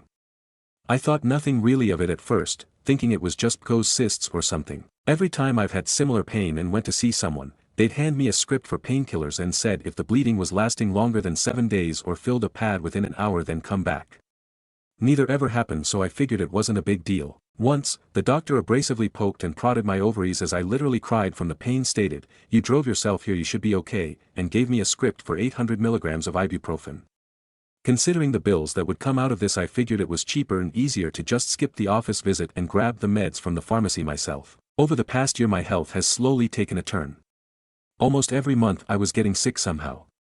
I would go to the doctor, they would test me for things like pneumonia and the like, and nothing would come back, but they'd put me on antibiotics and I'd get better for a while. Eventually I just got to a point where I started cleaning my house like we lived in a care facility and took supplements to help whenever I could. Meanwhile, the cramps I had were turning to sharp pains that felt like someone was stabbing me in the ovary, and the pain would radiate down to my knee. I would say this to doctors while checking me out for other illnesses, and none of them really thought much of it past, maybe it's a cyst, or maybe get your IUD checked, but it can sometimes just be part of your cycle. So, I trudged on and got closer to my IUD's expiration and went to have it removed. That in itself was a process due to the insurance and political bullcrap going on at the hospitals in the area. Finally, 4 months past the 5-year mark, my plastic little friend waved goodbye during my routine PAP as my midwife said, "Take a deep breath, cough, and it's gone." I mentioned again about the sharp, shooting pains and how in the past 3 months I was starting to have spotting in between my period after the cramps would go. The wide eyes and her response of, "That's a nerve pain, that shouldn't be happening with your periods," was not only alarming to me, but the first time anyone had mentioned it wasn't normal. She called me today, and hurriedly asked me how I was feeling. I could tell from the weight of her words that she was worried. I tried to almost reassure her in saying that the shooting pains had subsided since waving goodbye to my plastic little friend, and that having had my period shortly after that showed me all of what I thought was spotty periods for the past 3 years was not actually a period, but potentially something else. 3 years. 3 fucking years of charts and answering questions about my period and how normal it was, and no one asked about my very light and barely there periods and why they were so frequent and painful. At least 1 year of being sick at least once a month and grabbing my husband in pain while the cramping hit to find out the next words out of her mouth. "Your pap showed a very rare bacteria that usually indicates a certain infection. I have to talk to infectious diseases to get more info on what to do." Girl, when I say I am glad we were on the phone cause I work for a call center for a living and my poker face voice is fantastic, I mean it, and it saved me today. I somehow made it to the end of the call while frantically scribbling the name of the infection down and Googling as fast as I could. One of the top causes of this infection, perforation from IUD. I've been literally bleeding internally for 3 years. I can't tell you how many times I literally said, "I'm worried my IUD moved," and not one person took me serious until this kind-hearted woman did. She ended the conversation promising to personally follow up and help me decide what to do next once she gets advice from the hospital. So, now I sit here in the cooling water as the soap still dances across the surface, each bubble giving up its air one by one with a satisfying crisp pop that begs to distract me from the record playing over and over in my brain. At least I now know why I've been so sick. I have a name for the beast that has been legitimately trying to kill me at least for the past year, if not 3. I know an answer may come soon, but I am mad. I wish someone had taken me more seriously, and I could have had to just take antibiotics and be done rather than needing to consider surgery. If you know something isn't normal with your body, don't let them convince you it's nothing. You know your body better than anyone, and you're the one who has to keep living in it. Rant over. Stories number 35. Aita for leaning on a nearby wall after being denied use of gym equipment by a woman doing supersets. So my apartment building has a small exercise area including a cable crossover machine, an adjustable bench, dumbbells, some treadmills, and a small side room for yoga or other bodyweight kettlebell exercises. The gym was empty this morning except for one woman doing row exercises on the cable crossover machine. I noticed that she had placed her phone next to the bench with a couple of dumbbells. For context, I'm a tallish guy and she's shortish and appears non-binary, which is fine by me. I'll refer to her as she here because I don't know her pronouns or how she personally identifies. I specify this because it seems like that plays into the dynamic from her perspective. "Can I use this bench?" I ask. "No," she replies. "I'm doing supersets." I was a bit taken aback. There is room for 2, maybe 3 people in the resistance weight training area, and she was using every piece of equipment. Not sure what to do, I lean on a nearby wall and start looking at my phone. I'm a bit miffed and I look up every so often to see when she'll be done. She takes her earphone out and says something to the effect of, "Are you just going to stand there?" and we get in a big argument. I say something to the effect of, "What else am I supposed to do? You won't let me work in. I don't want you up in my space." "Go do something else," she says. "So I can't do pull-ups on the cable crossover while you're using the bench?" I reply, "No. I don't want you up in my space," she says. "That's just bad etiquette," I reply. It then continues like this for a bit. I accuse her of being rude, she accuses me, verbatim, of using my male privilege. Eventually she finishes her sets and leaves. In every gym I've worked out at it would be considered rude to bogart multiple pieces of equipment while others have to wait. I lived abroad for years before this. Is this still the case in US gym culture? Aita for leaning on a nearby wall and waiting, rather than going and stretching or running on the treadmill. Stories number 36. I thought my neighbor was a jerk, but then I found this in my mailbox. So, I have this neighbor, Dave. He's one of those guys who's always grumbling about something. If it's not the lawnmower noise, it's the kids running around, or the weather being too hot or too cold. He's also notorious for calling people out if their trash cans are a few inches over the property line or if they park too close to the curb. I've never had an issue with him directly, but I'll admit, I've always found him a bit insufferable. He's that guy who'll stand on his porch and stare you down like you're doing something wrong even though you're just, like, checking your mail. Anyway, last week, I got home from work and checked my mailbox. I had a few letters, mostly bills and junk mail, but one envelope caught my eye. It was from Dave. My first thought was, what now? Is he complaining about my dog barking? But when I opened it, I was honestly taken aback. Inside, there was a simple note that read, I've noticed your car's brake light has been out for a few days. Just wanted to let you know before it becomes a bigger issue. Dave. There was no scolding, no attitude. Just a genuine attempt to help. I had no idea how long the brake light had been out, but sure enough, I checked it later, and it was dead. I immediately went over to his house to thank him. When I knocked on his door, he just shrugged and said, I figured you'd appreciate the heads up. Doesn't make sense to have someone driving around with that not working. It hit me how wrong I'd been about him. Maybe he's not the grouchy old guy I thought he was, maybe he's just a little more blunt than others, but still cares about the community. Moral of the story, don't judge a book by its grumpy cover. What do you think? Would you add anything to it? Stories number 37. Aita for ending a 5-year relationship because spoiled stepdaughter. I, 33M, have been living with my partner, 32F, for the past 2 years. We both have daughters from previous relationships who are about the same age, and they generally get along. However, my daughter is with her mother most of the time, so she doesn't stay with us as often, while my stepdaughter is with us full time. Since we started dating, 5 years ago, my stepdaughter has been very spoiled and struggles with sharing, especially when it comes to her mother. Setting boundaries with her has been difficult, both in terms of her accepting my presence in her mom's life and improving her behavior. After moving in, I started contributing financially, helping with household expenses, and since I have a good salary, I've thrown both girls amazing birthday parties and taken them on great vacations. However, my stepdaughter's entitlement has only gotten worse. She believes she deserves everything, acts extremely spoiled, and refuses to listen. Throughout our relationship, I've asked my partner to address her daughter's behavior, as she often acts rude, misbehaves, and lies constantly. I've had many conversations with both of them about this, and I even paid for therapy to help my stepdaughter develop better behavior and social skills. Despite all of this, things have only escalated. My stepdaughter has become a compulsive liar, she will deny things even when I clearly see her doing them. My partner doesn't discipline her in any meaningful way. She just tells her not to do it again, but there are no real consequences for her actions. This is becoming a bigger issue because I don't want my daughter to feel like there's a double standard. If she gets punished for misbehaving while my stepdaughter gets away with everything, that's not fair to her. After putting in so much effort and having countless conversations with my partner, I've come to the realization that nothing is going to change. Because of that, I've decided it may be best to walk away. Stories number 38. Aita for feeding my family a fish dinner while I eat steak and potatoes. So apparently we don't get many characters, so I'll try my best to make this short and simple and straight to the point. I am 3 months pregnant and almost every day I've been craving steak and sour cream baked potatoes. I never really cared for steak, I'm more of a chicken fingers and fries girly, but I'm guessing the baby must have loved steak in its past life because that's literally all I crave when I don't even care for it. Today I made my family baked pizza spaghetti with fried catfish, a lunch eat salad with chopped deli meat, and dinner rolls.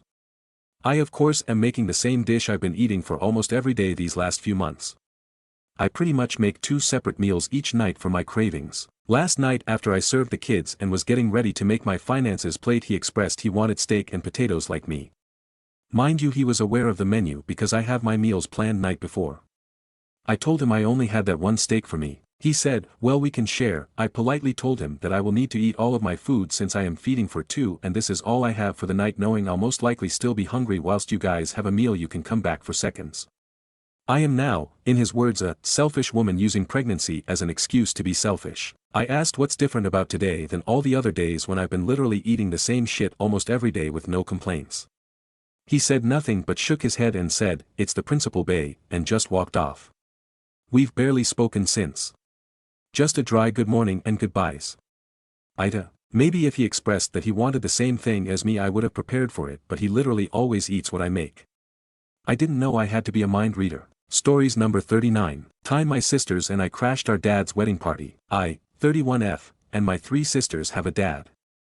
I know everyone does, but we have one of those dads. The ones who are just not very good at fathering and have never really been around in a meaningful way. Dad, 60s, had a series of fiancées since our stepmother divorced him 10 years ago, and so when he told us a few years ago he was engaged, again, we didn't take him very seriously. Most of us live far from him, and the real star of this story is S, 32F, who lives in the same state as him. For his wedding, he asked her to cook everything, all the sandwiches for his 400 invited guests, all the sides, and even the cakes. She said yes, and as a result was incredibly stressed. Here's where it gets good. S had recently dyed the underside of her hair navy blue. You couldn't see it unless her hair was up, and it was short enough that it was hard to tell anyway. Dad told her that she needed to dye it a normal color or she would ruin his wedding pictures. So a plan was hatched. I was certainly the driving force behind this as the day of the wedding drew near and we all drove in to see our sister working her ass off and our dad not paying the least attention to us. Then I found out his new wife's kids were in the wedding party, in fact they were the whole wedding party, and we weren't. That they were all wearing navy blue and we were expected to wear any other color. Here's where the plan comes in. S was the only one who communicated what color we should wear, so I called everybody and asked for 2 things, 1, to dye their hair blue, and 2, to wear a navy blue dress. My sister L, 36F, and J, 34F, went shopping with me and we hunted for 3 hours for a navy blue dresses in July and purchased the best ones we could find, then we all went to Sally's Beauty Supply and got demi dye for our hair. We arrived the next day at the wedding with blue hair, blue dresses, and shit-eating grins. Dad wasn't thrilled. He asked what the hell we did to our hair and said something to the effect of, "Point taken." Also, 400 people did not attend. Maybe 20 did. Yes, it was incredibly satisfying. TLDR, I arranged my family to wear the same color as my crap dad's L wedding party and got us all to dye our hair the color dad said would ruin his pictures. Stories number 40. To fool my mother, F48, found my F22 strap on and now she does not want to come to my graduation. My father warned me about my mom being extra furious. He left her alone for not a long time, so my father suggested it was maybe something my mother found in my room. She was in there when he left to do errands. I realized that I put some of my and my boyfriend's sex toys in a drawer of my desk. I did not think that it would be such a big thing, that's where I always stored my condoms and lube. These were at the front, and the spicier things were in a black bag. I thought they would not open them, considering they might have a clue what they could find. Yet here we are. My mother, less than 2 days, found my strap-on, its accessories and some plugs. She told me she won't come to my graduation, and if I want to keep this lifestyle, I have to move out in half a year. My mother was always the easygoing type, the cool mom, who was never restricting me in any way. I knew that sexuality is something she is more reserved in, but I did not think me having sex toys would be this enormously tragic. Yeah, I thought that it would be an embarrassing situation. She really blew up, she was throwing things, screaming, even with my dad. So my dad had to ask what my mother found.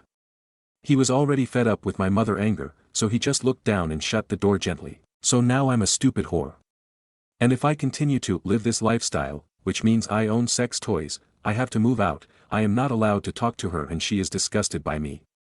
For now, she won't come to my graduation, and she won't let my boyfriend, or anybody, sleep here. I don't know what to do.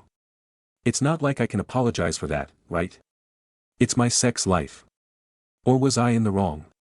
I'm confused. Edit, thank you for your comments. Today is my graduation day, none of my parents are talking to me. My father is nonverbal, but helps me when I ask him. My mother is giving me silence treatment. There are some details you have been interested in. My mother's behavior. My first language is not English, so I could not paint an identical picture of her. By being a cool mom, I meant that she is not strict. There was nothing I could not get, or could not do. I was not a misbehaving child though. She often shows this kind of behavior. She has outbursts like this periodically, like every 3 months. You can just feel her tension, like a bomb ticking. That's when we warn each other with Dad, to try to walk on eggshells. In this state she is not rational at all. You cannot talk to her calmly, not just me, even my dad. Most of the time there is no real reason, or if there is, it is often something little thing which makes you think, that's all, but as soon as she sees your puzzled face, she is shouting while claims things that did not happen, or not exactly that way. She likes to guess what's in our minds, and is not listening. When she is seeing red, it's like a monologue. The best thing a person can do is stay silent, because she can pick out words and completely flip their meaning.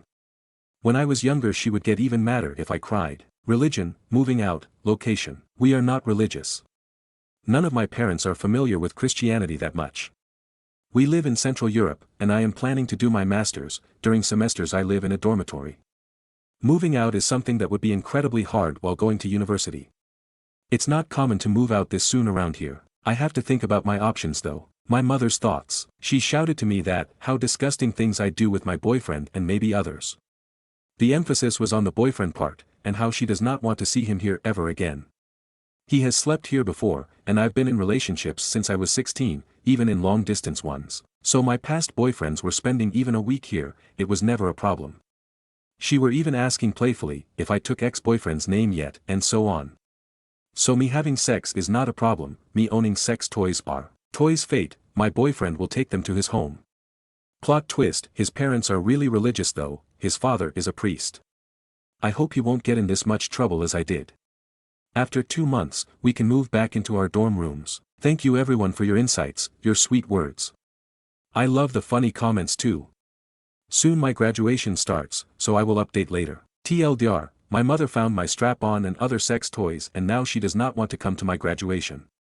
And if I don't dispose them, I have to move out and go no contact with her. More than half a year has passed since my original post. As it could have been foreseen, my mother didn't show up to my graduation. I wish it would have ended there. Although she couldn't bring herself to show up, she kept spamming me with disgusting messages even half an hour before the start of the ceremony. For example, she snooped again, and threatened me that she will send pictures of the toys to my boyfriend's family. I was so disappointed in her that I didn't lie to cover up her insanity. Funny thing is, the first person I told the real reason why she was absent was my grandma, and she was cool with it. Every single family member was there but my mother. You could feel the embarrassment and tension in the air, but I tried to calm everyone down with, she is the one all alone, not me. It's still heartbreaking to see the pictures of this day. Traditionally, there is a dinner after the ceremony with a circle of family and friends. That was where the true awkwardness began. My roommate, bless her heart, did her best to keep a funny atmosphere, but my mother ruined the whole celebration with her drama. My mother sent me a message to throw out our items tonight or I should never step into the house again. So after the party, I had to get those and some clothes, because I went to my boyfriend's place afterwards. He had his own graduation barbecue party the following day. My dad was in the middle of paying the bills in the restaurant, so I went to collect my bag with my boyfriend and my roommate. When I stepped out of the car, I asked them to stay outside, because I was afraid that my mother would actually hurt them. As I mentioned in my previous post, she is crazy when she is behaving like this. I quickly grabbed my things while my mother barked at me from the living room, and when I was almost out the door, I told her with the calmest voice, the most honest tone I could, that all I wished for was her to be there. And that's when I fucked up, again. I realized I left my keys in my bedroom, so I had to go back there. She followed me and attacked me. She started slapping and punching my face. I immediately felt cold. I was just empty. After some punches I held her wrists down and asked her whether this was worth it. When I let go she continued her rampage. She spit on me, told me numerous insults, like how I'm not even her daughter, and I am a whore, and this is the slippery slope and one day I will be fucking 5 guys at once, and how I am the biggest disappointment and she is so disgusted by me that she doesn't want to be in my life anymore. After a while I felt dizzy, so I had this gut feeling of, you have to leave. As soon as I escaped out the door, my father was on the other side. I couldn't even look at him, I just ran down the stairs. When I was outside I was trembling, crying, I was in shock while my boyfriend and my roommate tried to console me. My father came out after a while and asked about what happened. After I told him, he said that it would be better if we would actually leave. I was crying during the whole ride. At my boyfriend's place I could see that there were some bruises next to my eye, and I felt so ashamed. After like 3 days I went home and found out that my mother moved into my room. She started throwing everything I had, even my curtains, into the living room, and I was basically living on the couch for at least a month. My father didn't talk to my mother at first, they were fighting via messages, but to tell you the truth my father couldn't choose a side. He even told me to get rid of some of my things, because he cannot live and function in a mess. I didn't want to sleep on a couch either. During that time I tried to search for a job, I had my first interview, but sadly I wasn't chosen. I wanted to become independent. My godmother asked whether I want to move in with them, but my father was begging me to stay. On my birthday I got my room back, and my father was hurt that I wasn't happy. I told him that how can the withdrawal of undeserved punishment be a birthday gift? Why should I be grateful? Since then, my parents are back on track. They had a teenager-like phase again with roses and cute gestures while I was trying to hide in my room. I felt like I was a forgotten character of a romantic drama. I was sure that my father loves this whirlwind of a relationship. He once told me that, your mother is like hell when she is mad, but when she loves you, she wholeheartedly loves. I actually read some self-help BPD book, because I was certain that my mother has undiagnosed BPD. Even if she doesn't, that book gave me comfort back then. I spent most of my summer at friends and on some prepaid vacation. Everyone was so nice to me, one of my friends even gave her apartment for me and my boyfriend for a couple of days, so we could be together on our own. My boyfriend's parents are strictly religious, so we couldn't tell the truth about why my mother was like that. And because they are so religious, we can't show any affection when I'm there, and we cannot sleep together. I had to sleep with my mother-in-law in the same bed once. My father told me one day that it would be better if I didn't come home often when uni starts again. He said that my mother can be more controlled when I'm not around, and whenever she hears that I am going home, she always gets nervous. Although that statement hurt a lot, I accepted it, and somehow deep in my heart I knew that this should be the best way. So university started again. I couldn't get a part-time job related to my studies, but I was dreaming of doing a second degree along with my master's. I had my savings for this, so I actually followed my heart and I'm doing both. Luckily my father still sends me some money on a monthly basis. I get some social scholarship too. My father had to keep my mother in this newly found honeymoon phase, so he bought some tickets to Greece. He sat me down one day when I went home and told me that he only bought 2 tickets, because we are not ready for a vacation together. What did he mean? We were not on speaking terms with my mother at all. I wasn't mad that I wasn't able to go, I was mad because I felt like she was given all these expensive and heartfelt gifts, while all she did was beating me. And because of her drama, I didn't get my graduation gift, which was a trip to London. It felt like he spent that money on her instead. I had to look after my dog while they were away, and when they arrived home, my mother was telling all these stories about their time there. I always hated this out of the blue mood changes, but this was the point where we were talking again. I wasn't trusting her at all. I still wasn't coming home often, maybe once a month, mostly when they had some other things to do, so I could spend some peaceful time with my dog. They started to come to my dormitory often with no real reason. They bought me clothes, gifts which were uncalled for. It felt like they wanted to buy me back with materialistic things which I never actually liked. Saying sorry would have worked way better. This new behavior made me so confused, like I wanted to stay away from them. That was something I even talked with my father about, yet they were trying to get closer and closer. There is a free but short therapy-like service at my university, so I could talk this out with a clinical and family therapist. Whenever I was home I would try to talk to them like we used to. Not deep talks but about what happened to me. I could feel that although they were so eager to give me some unnecessary gifts, when it came to the emotional side, they weren't that invested. One day mother changed her tone again, and told me that despite her talking to me she hasn't forgiven me and that it is so annoying that I mention my boyfriend and she doesn't care about him. She was hysterical, and she wanted me to know that if I end up with him later, she won't show up my wedding ceremony either, and she won't visit me in the future. That was the point where I realized I should really not get hopeful anymore.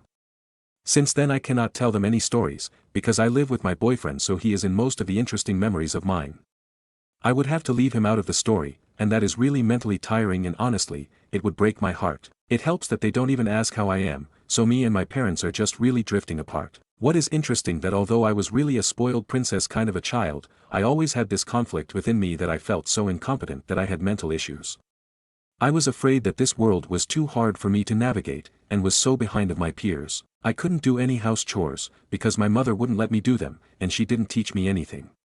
But now that I see her once a month, and I am barely talking to her, I started washing my clothes at the dormitory, I learned to cook simple dormitory-friendly dishes, and I take care of my responsibilities. I even went to my doctor for an ADHD appointment.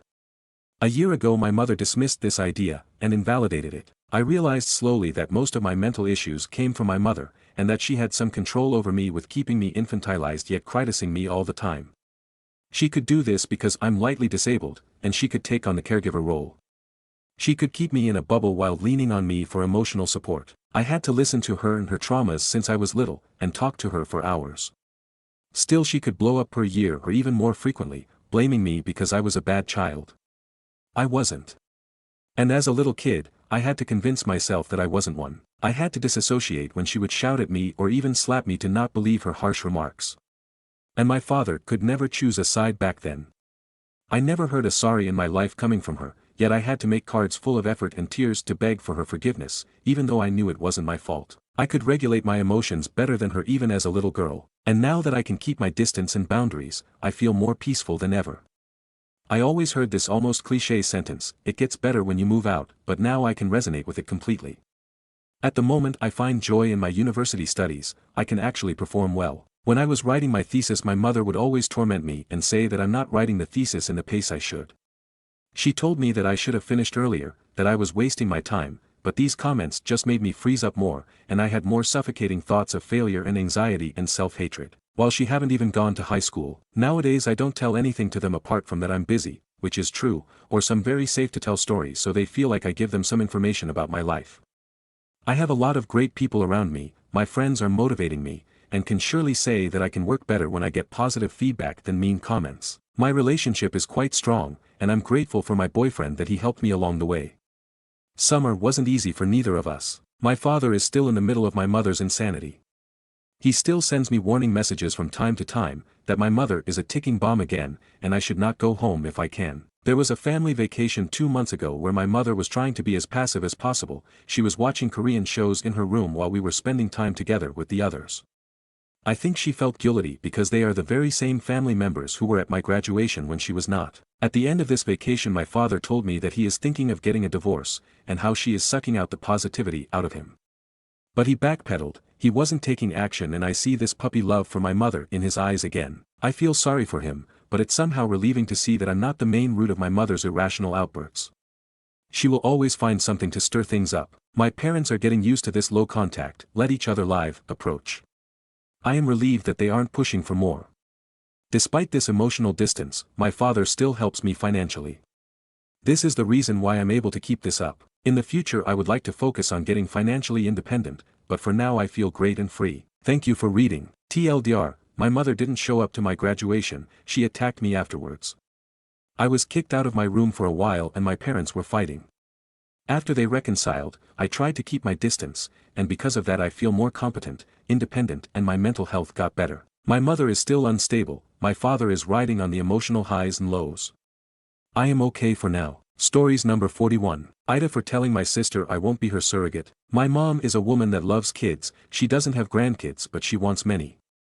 Since she only has 2 daughters, she expects my sister and I to have kids. I am the one that doesn't want kids because what's the point of them? Years ago I was pregnant but the baby was a stillborn, I didn't ask to be pregnant so that was a horrible moment for me. I wasn't ready and it's not really my purpose in life to have kids, don't want the sickness, and I definitely don't want to go through a pregnancy that can ruin my body.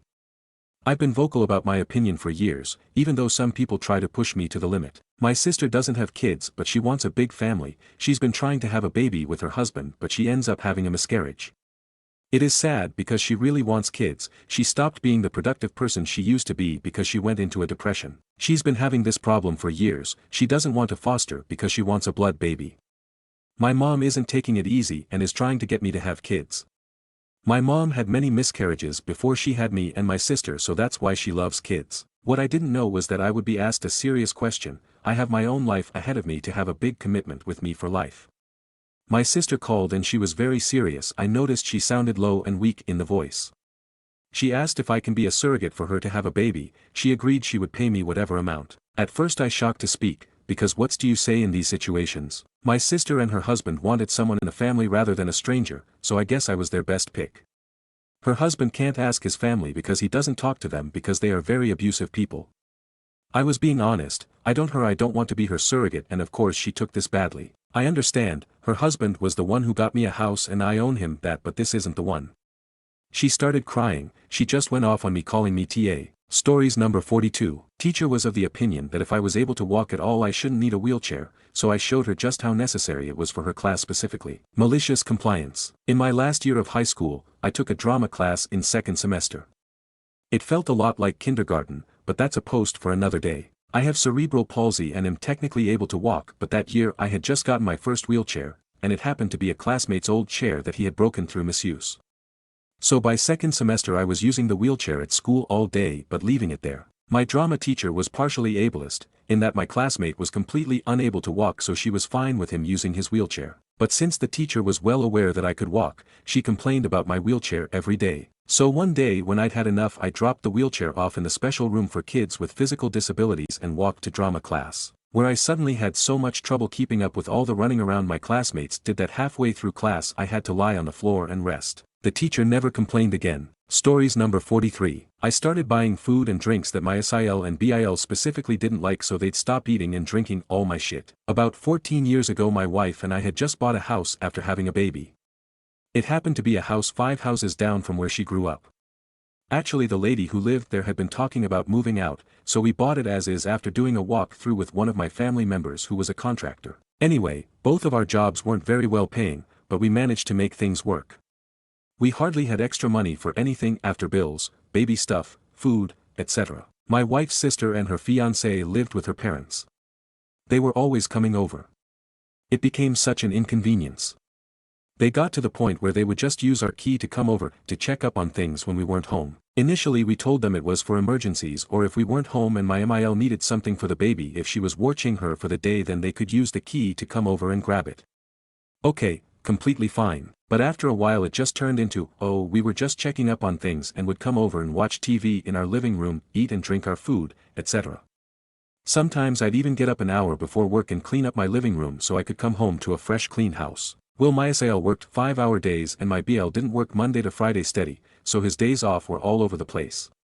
Sometimes I'd come home to the TV on, one of my frozen pizzas gone and the box on the table, empty soda cans and the recliner still in the reclined position. Yes, they're the type that are too lazy to push the recliner down when they get up and instead slide their legs to the outside of the recliner and stand up while leaving it up. Anyway, as mentioned, after paying bills and everything, we might have had an extra $50 for the entire week or even 2 weeks. We'd order pizza sometimes on a Friday night every 2 or 3 weeks and within 5 minutes of the pizza being delivered they would knock on the door to, come see the baby, and always say in a surprised expression, oh, you got a pizza. It smells so good, and then would each immediately grab a slice or two. Literally every time. My wife and I started to laugh about it actually and see if we could time it down to the second. Also, I'd buy 1 case of soda per month so I could take one to work occasionally or have one with dinner. I really had to plan these out. Sure, maybe this sounds crazy, but when one doesn't have a lot of money, even the slightest, looking forward to a can of soda, could make a day just a little bit better. One day I was about to grab my last can of Coke, but thought nah, I'll have it when I come home. It was even pushed to the back of the middle shelf. I go to work, come home. It's hot as fuck, I'm tired. I walk in and my BL is sitting in my chair, watching my TV, lights on, radio blasting in the dining room and he's sitting there with my last fucking can of Coke in his hand happier than a pig in shit. I just about exploded. I talked to my wife later and said I was so sick of this shit. So, since my BAL and SIL were known picky eaters and only drank 1 or 2 kinds of soda, I started getting the craziest shit. I would get a case if Diet Cranberry Ginger Ale, or Barks Cream Soda Root Beer, knowing 100% they wouldn't drinking it. Then, for our next pizza order, I got a Sicilian, deep dish, large cut.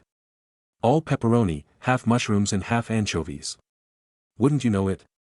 They come strolling right over 5 minutes after it's delivered. I'll never forget Sael comes in and goes, boo. Pizza.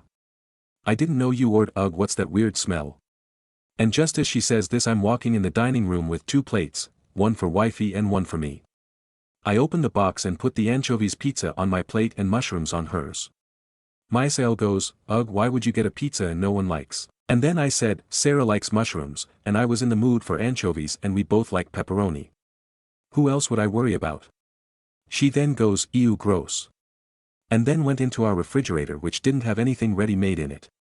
There was chicken defrosting and bare essentials like milk, eggs, and cheese. I distinctly remember this because we were planning on grocery shopping the next day and our refrigerator was bare as fuck. She got so annoyed and said, "Well, I guess I'll go eat what Mom made." And had the biggest sour face on as she left. A couple days later we were all sitting at the dining room table playing a board game on a Sunday. I go to the refrigerator and grab myself a Diet Cranberry Ginger Ale. Mysael then makes another comment like, "You, who drinks Diet Cranberry Ginger Ale?" Then I said, "Well, Sarah doesn't drink soda, Lily isn't nearly old enough to drink soda, and then there's me. So what's it matter what I buy? I'm not shopping for the whole block." Complete silence. Before anyone asks, no, they wouldn't throw us any cash for the food or drink. No, we never went over there to eat. No, they never brought anything over for us to eat. Anyway, that's one of the little things that kill stories. Edit. Yes, I know this was passive-aggressive behavior.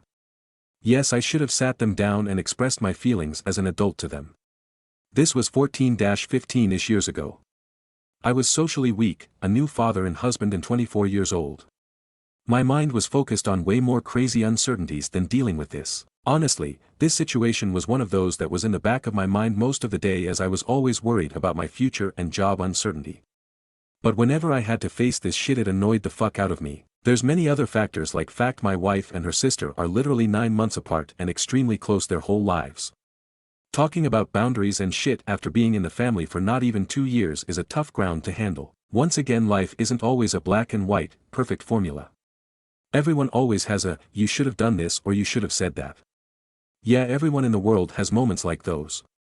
This is a vent sub, I'm not here begging for advice, just unloading some emotional trash. Stories number 44. Neighbor's 20-foot encroachment nightmare, $12,500 survey later, she's still denying it. I'm at my wit's end and desperately seeking advice.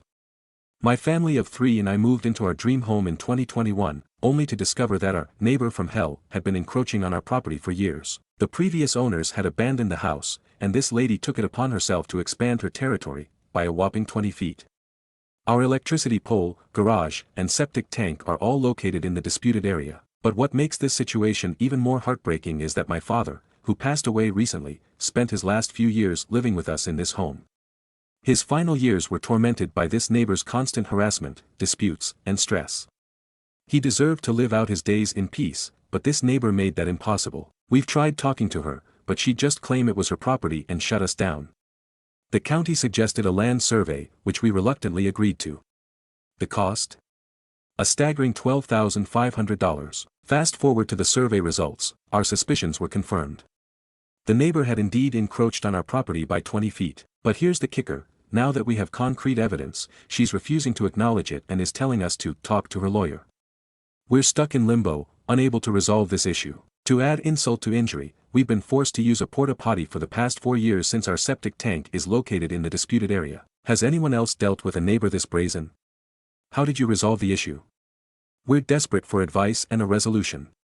My family and I just want to find some peace and closure after everything we've been through. Stories number 45. Aita for refusing to give up my promotion for my husband. I've worked my ass off for years at my company. Late nights, extra projects, proving myself over and over. Finally, it paid off. I was offered a huge promotion with a significant raise and the chance to move up in my field. It was everything I had been working toward. When I told my husband, I expected him to be happy for me. Instead, his first reaction was, "But what about us?" The promotion came with longer hours and some travel, but nothing extreme. I explained that, yes, things might shift a bit at home, but we could adjust. It wasn't like I was moving across the country just taking on more responsibility. He wasn't convinced. He started making comments like, "Do you really need a bigger job?" And I thought we wanted to focus on starting a family soon. His tone shifted from concern to guilt-tripping. He even brought up how his dad always provided while his mom stayed home, how their marriage worked because they had clear roles. I reminded him that I wasn't quitting my job when we got married. He knew I was ambitious. He knew this was my goal. He swore he supported me, but now that it was real, he was acting like I had betrayed him. Then he dropped the bombshell, "If you really loved me, you'd turn it down. This isn't just about you." That's when I realized it wasn't about us. It was about control. He expected me to shrink myself for the sake of his comfort. I took the job. Now, he barely looks at me. The once supportive man I married has been replaced by someone who sees me as the villain in his story. His family whispers that I put money over marriage. The silence at home is deafening, the space between us growing wider by the day. Aita for choosing my future over a marriage that suddenly came with conditions. Or did I just finally see the truth? He never wanted a wife, just someone willing to live in his shadow. Stories number 46. I was wrong, Heightism is real. To start if off, no, I'm not short, I'm above 6 feet, so I always thought maybe the height thing is over-exaggerated and an American thing. That is until recently I talked to my GFS friends who are single and I asked them about it and what they want. Every single one of them added tall. I asked them if that even matters that much. They said yes. I couldn't really convince them otherwise, like it's very important to them for some reason. This is disappointing to me because I have short siblings and friends who'll have to deal with this. I always found heightism dumb and I also always thought it was just another stupid American Instagram trend, but I suppose it's real. I never understood heightism either. Is it to just flex? I never allow my GF to post any pictures of me on Instagram, so if that's the case. Stories number 47. I'm tired of watching my boyfriend's stupid YouTube videos. He likes watching long videos of Jeeps driving on trails, people cooking outside, videos on camping gear, military cooking, off-grid living. Every damn night he grabs the remote and puts this shit on. It's so boring I can't describe it. He'll say I can watch whatever, but then huff and get irritated if he doesn't get to watch what he wants. Once in a while I can get something I want onto the TV. Usually I have to go onto my laptop and put on a Netflix show I like or something. Into the void. Edit, oh my word, this got way more attention than I ever expected. We've been together for over 15 years. This post was just a vent. There are shows and movies we do enjoy watching together.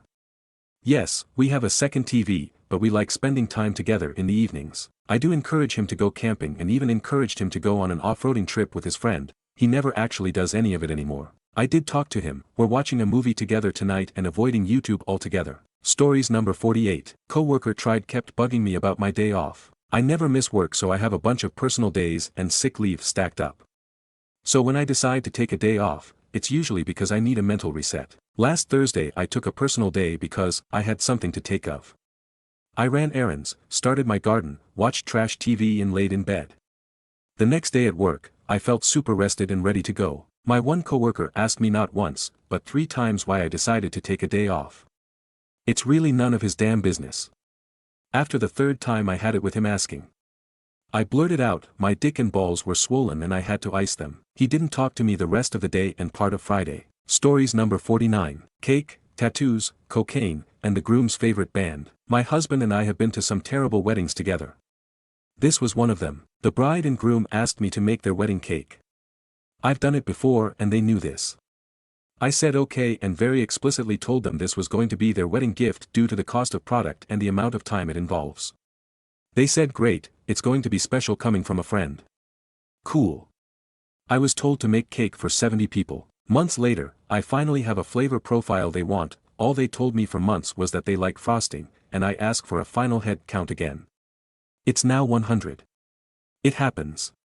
During one of these conversations to pin down the flavors, the bride asks me if I've taken a look at the registry. I say no, I haven't. You should take a look, we have some really good stuff on there. I already have your gift, I don't need to look. What do you mean? You already bought something off of it? No. Your wedding cake is your wedding gift, remember? Bride says that their parents are paying for the wedding, so it doesn't really count. They did not forget that the cake was their gift. We offered to help pay for the ingredients too, was the other reason why they thought I should buy them a gift in addition to making their wedding cake. They did not pay for anything for the cake. They also barely gave me any contact info for the caterer, so I didn't know where to bring the sheet cakes, yes, 2 sheet cakes, for the guests, in addition to the cake itself until the day before the wedding. Wedding day. Most of the guests are already kind of drunk. The officiate is a friend of the groom's, and he gives a speech referencing a very specific famous jam band no fewer than 8 times, and gave a lovely best man speech. Oh yeah, and the bride is cool, too. That was the extent of the bride talk during the wedding ceremony. I now pronounce you husband and wife. Groom finally takes off his sunglasses and they kiss. We were seated across from a guy who noticed I have visible tattoos, and started telling us about his chest tattoo of some scrolls from the Torah. He tells us about the script, what it means, and why he has it. Several minutes later, he tells us he was lying, and he doesn't have any tattoos. He said he likes to tell people this to see what their reaction is going to be. While we were eating, he freaked out because he accidentally ate something with pasta, and it was going to mess up his keto diet. He didn't have any food allergies, he just ate a pasta dish that was labeled pasta. There was a weed bar with 1 pipe, it was not yet legal in our state, and the only beer they served was an 8% double IPA. The caterers threw away an entire sheet cake without telling anyone they were going to throw it away. I overheard a server saying something about it. We went to say goodnight to the bride and groom towards the end of the night. We didn't stay in the area, only to find them starting a screaming fight because the groom promised the bride he wouldn't do any cocaine that day, and he broke his promise. We ran like hell out of there without saying goodbye. They are still married. Stories number 50. Aita for telling my girlfriend to suck it up around my clown figurines. Me, 26M, and my girlfriend, 24F, have been dating for 2 years. Since we started dating she's known that I love clowns. I have several porcelain clowns displayed around my house on walls, hung from the ceiling on little swings, and on shelves. I adore these weird little creatures. Well, last week I bought 2 Venetian masks from the thrift store and they're in great condition. I got them for a decent price too. She hates them. She said they're creepy and give her bad vibes, whatever that means. I told her that I would take down the masks when she's staying the night, but I'm not getting rid of them. She told me that was fine. Yesterday she got up and told me that we needed to talk. She told me that she's sick of seeing my weird decorations and clown toys everywhere. That they're ugly and creep her out. I asked her where this was all coming from because she has never mentioned my clowns before, and she said me bringing those ugly fucking masks into our home was her last straw, and my obsession with clowns was charming before, but now it's just disturbing. I told her that I would take down the masks when she was over. But, 1. This isn't our home. It's my apartment. And 2. She's known about the clowns for years. And to try to stop me from decorating my place how I please is controlling. She told me either get rid of some of them or we're done. I told her to just suck it up while she's here. And if she can't, then I'll come to her place every week. She didn't like that answer and called me a child before leaving. I texted her to apologize for telling her to suck it up about the clowns. But she hasn't responded to me, so. Am I the asshole for telling her to suck it up about my clown figurines? Update. I wanted to clear up some things I saw in the comments. I had a small collection started by my grandparents when I was a baby. That's where I got my first swing jester. The collection has grown in the last 2 years to expand to commons decor and not just dolls. For the update, she saw the post. She read the comments. And called me today. She wasn't too happy about being called the asshole, but she apologized for being controlling. Turns out she wanted to see if I'd get rid of my collection if it meant keeping her. Like it was some relationship test. Note, she did really hate the Venetian masks and didn't like that they are hanging above my bed. I told her that if it came down between her needing me to get rid of them, sell them for expenses, then I would of course do that. But I'm not just going to get rid of my collection because someone says so. She asked if we could move on from this and I told her no. I don't like that she tried to test my love by asking me to get rid of my collection. She left. We're officially broken up now. On the bright side, I can fill my house with more clown dolls. I even found a music box one online that I might get. Thank you everyone for helping me figure out that I wasn't in the wrong. And to those saying I'm a serial killer for owning clowns, I've read quite a few comments from people collecting dead things, so I think I'm in the clear on that. Stories number 51. Aita for ending things with my boyfriend over our hypothetical children. I've been with my boyfriend for a year and a half. We've mentioned children frequently and plan to get married and have them soon. His relationship with his father is strained because he is incredibly abusive and currently on trial for sexually abusing his stepdaughter and her friend from the ages of 14 to 17. He has had social services called on him multiple times and the stepdaughter has been removed from the home. The other children complain of abuse, but social services won't remove them from the home because there's no bruises. My boyfriend and his sister, who is my best friend, also mentioned frequent abuse at his hands. Today we were on the topic and I mentioned that our future children will never meet his father. He said they will, that he'll bring them around him to visit and even visit him in jail. I said that I was not okay with that and won't be having kids with him if he insists on it. He said, well, we won't be having kids then. I asked his sister what she thought about it and she was appalled. He reached out to her as well and she said, an abusive pedophile is a weird hill to die on. His response was, she died on the hill, she made the ultimatum. I'm not going to stoop down to her level to keep her happy. I find it interesting that he thinks I'm beneath him for this. He made the conversation about forgiveness and that forgiveness makes him a better person and it doesn't matter what the person did. He says, it's not like he's going to our *ape my daughter at Christmas dinner. Me and his sister think he's being absolutely absurd, but he's claiming that since he came from a broken family, that his father caused, he doesn't want to continue the cycle. I think his intentions are good but he's going about it all wrong. The relationship is over already, but I would appreciate some insight. ETA, he's 31 and I'm 28. Stories number 52. Waitress accused us of shorting on bill after she lost the money. This was probably a little over a year ago, but I still cannot stop being angry when I think about it. My husband, my son and I went to Red Lobster for dinner and everything went fine. Service wasn't anything special but wasn't bad either. We still chose to leave a fairly decent tip, I believe it was 25%. We left cash for the bill and tip on the table, and while we were going to walk out of the restaurant to our car, the waitress ran after us and loudly asked us where the rest of the money for the bill was. There was plenty of other customers in the restaurant, so we are getting a lot of looks. We paid in $100 bill and other bills for the rest, and we told her this. She had the smaller bills in her hand and claimed there was number 100. We go back to the table to look for it, it's nowhere to be found. Our son is asking why we aren't leaving yet. Waitress is still claiming there was number 100. Then her coworker comes up and politely tells the waitress she found the 100 on the floor by the register. She had chased us down and loudly accused us of shorting on the bill because she had not only dropped the money but then also failed to put even the smallest effort to actually see if she had dropped it. And she got tipped for this. We still regret not asking for the tip back. Stories number 53. I dropped out as maid of honor due to false accusations and emotional exhaustion. Am I wrong for walking away? Feeling guilty. Should I have tried harder to explain how I felt? I didn't want to come off as defensive. I'm struggling between addressing her accusations and how they hurt me, or just letting go. This is the advice I'm asking for, so different from another post. I, 27F, recently decided to step down as maid of honor at my best friend's, 27F, wedding, and I'm struggling with whether I made the right choice. Our relationship has become increasingly strained over the past few months, and it's been emotionally exhausting. Not to mention the existing stress of being a full-time employee at a corporate job and being enrolled in a master's program. I tried to step down from Mo before due to these reasons, but she refused, often love bombing me or manipulating my people-pleaser tendencies. As much as I think this is the right move for me, instead of groveling for her, I feel a bit guilty about ditching her on her wedding day. The tipping point came after a series of false accusations, many of which I know are not true. For example, she's been talking to me about how much things are costing for the wedding and expressing her stress over the financial situation, especially since she doesn't work and her fiancé is the one paying for everything. I've always tried to reassure her that she deserves it, and her fiancé is doing his best to make it happen.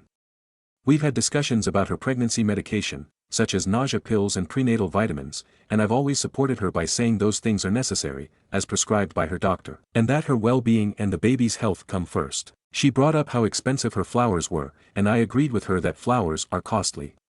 I acknowledge this as I understand the strain money can cause, especially since she doesn't work, and I get the sense that her fiancé might not be fully on board with how expensive the wedding is. Given that he has always refused to sign the marriage license and never seemed thrilled about the idea of marriage in the first place. However, whenever I have tried to share some scientific literature with her on a topic, she often dismisses it as just my opinion and not based on research.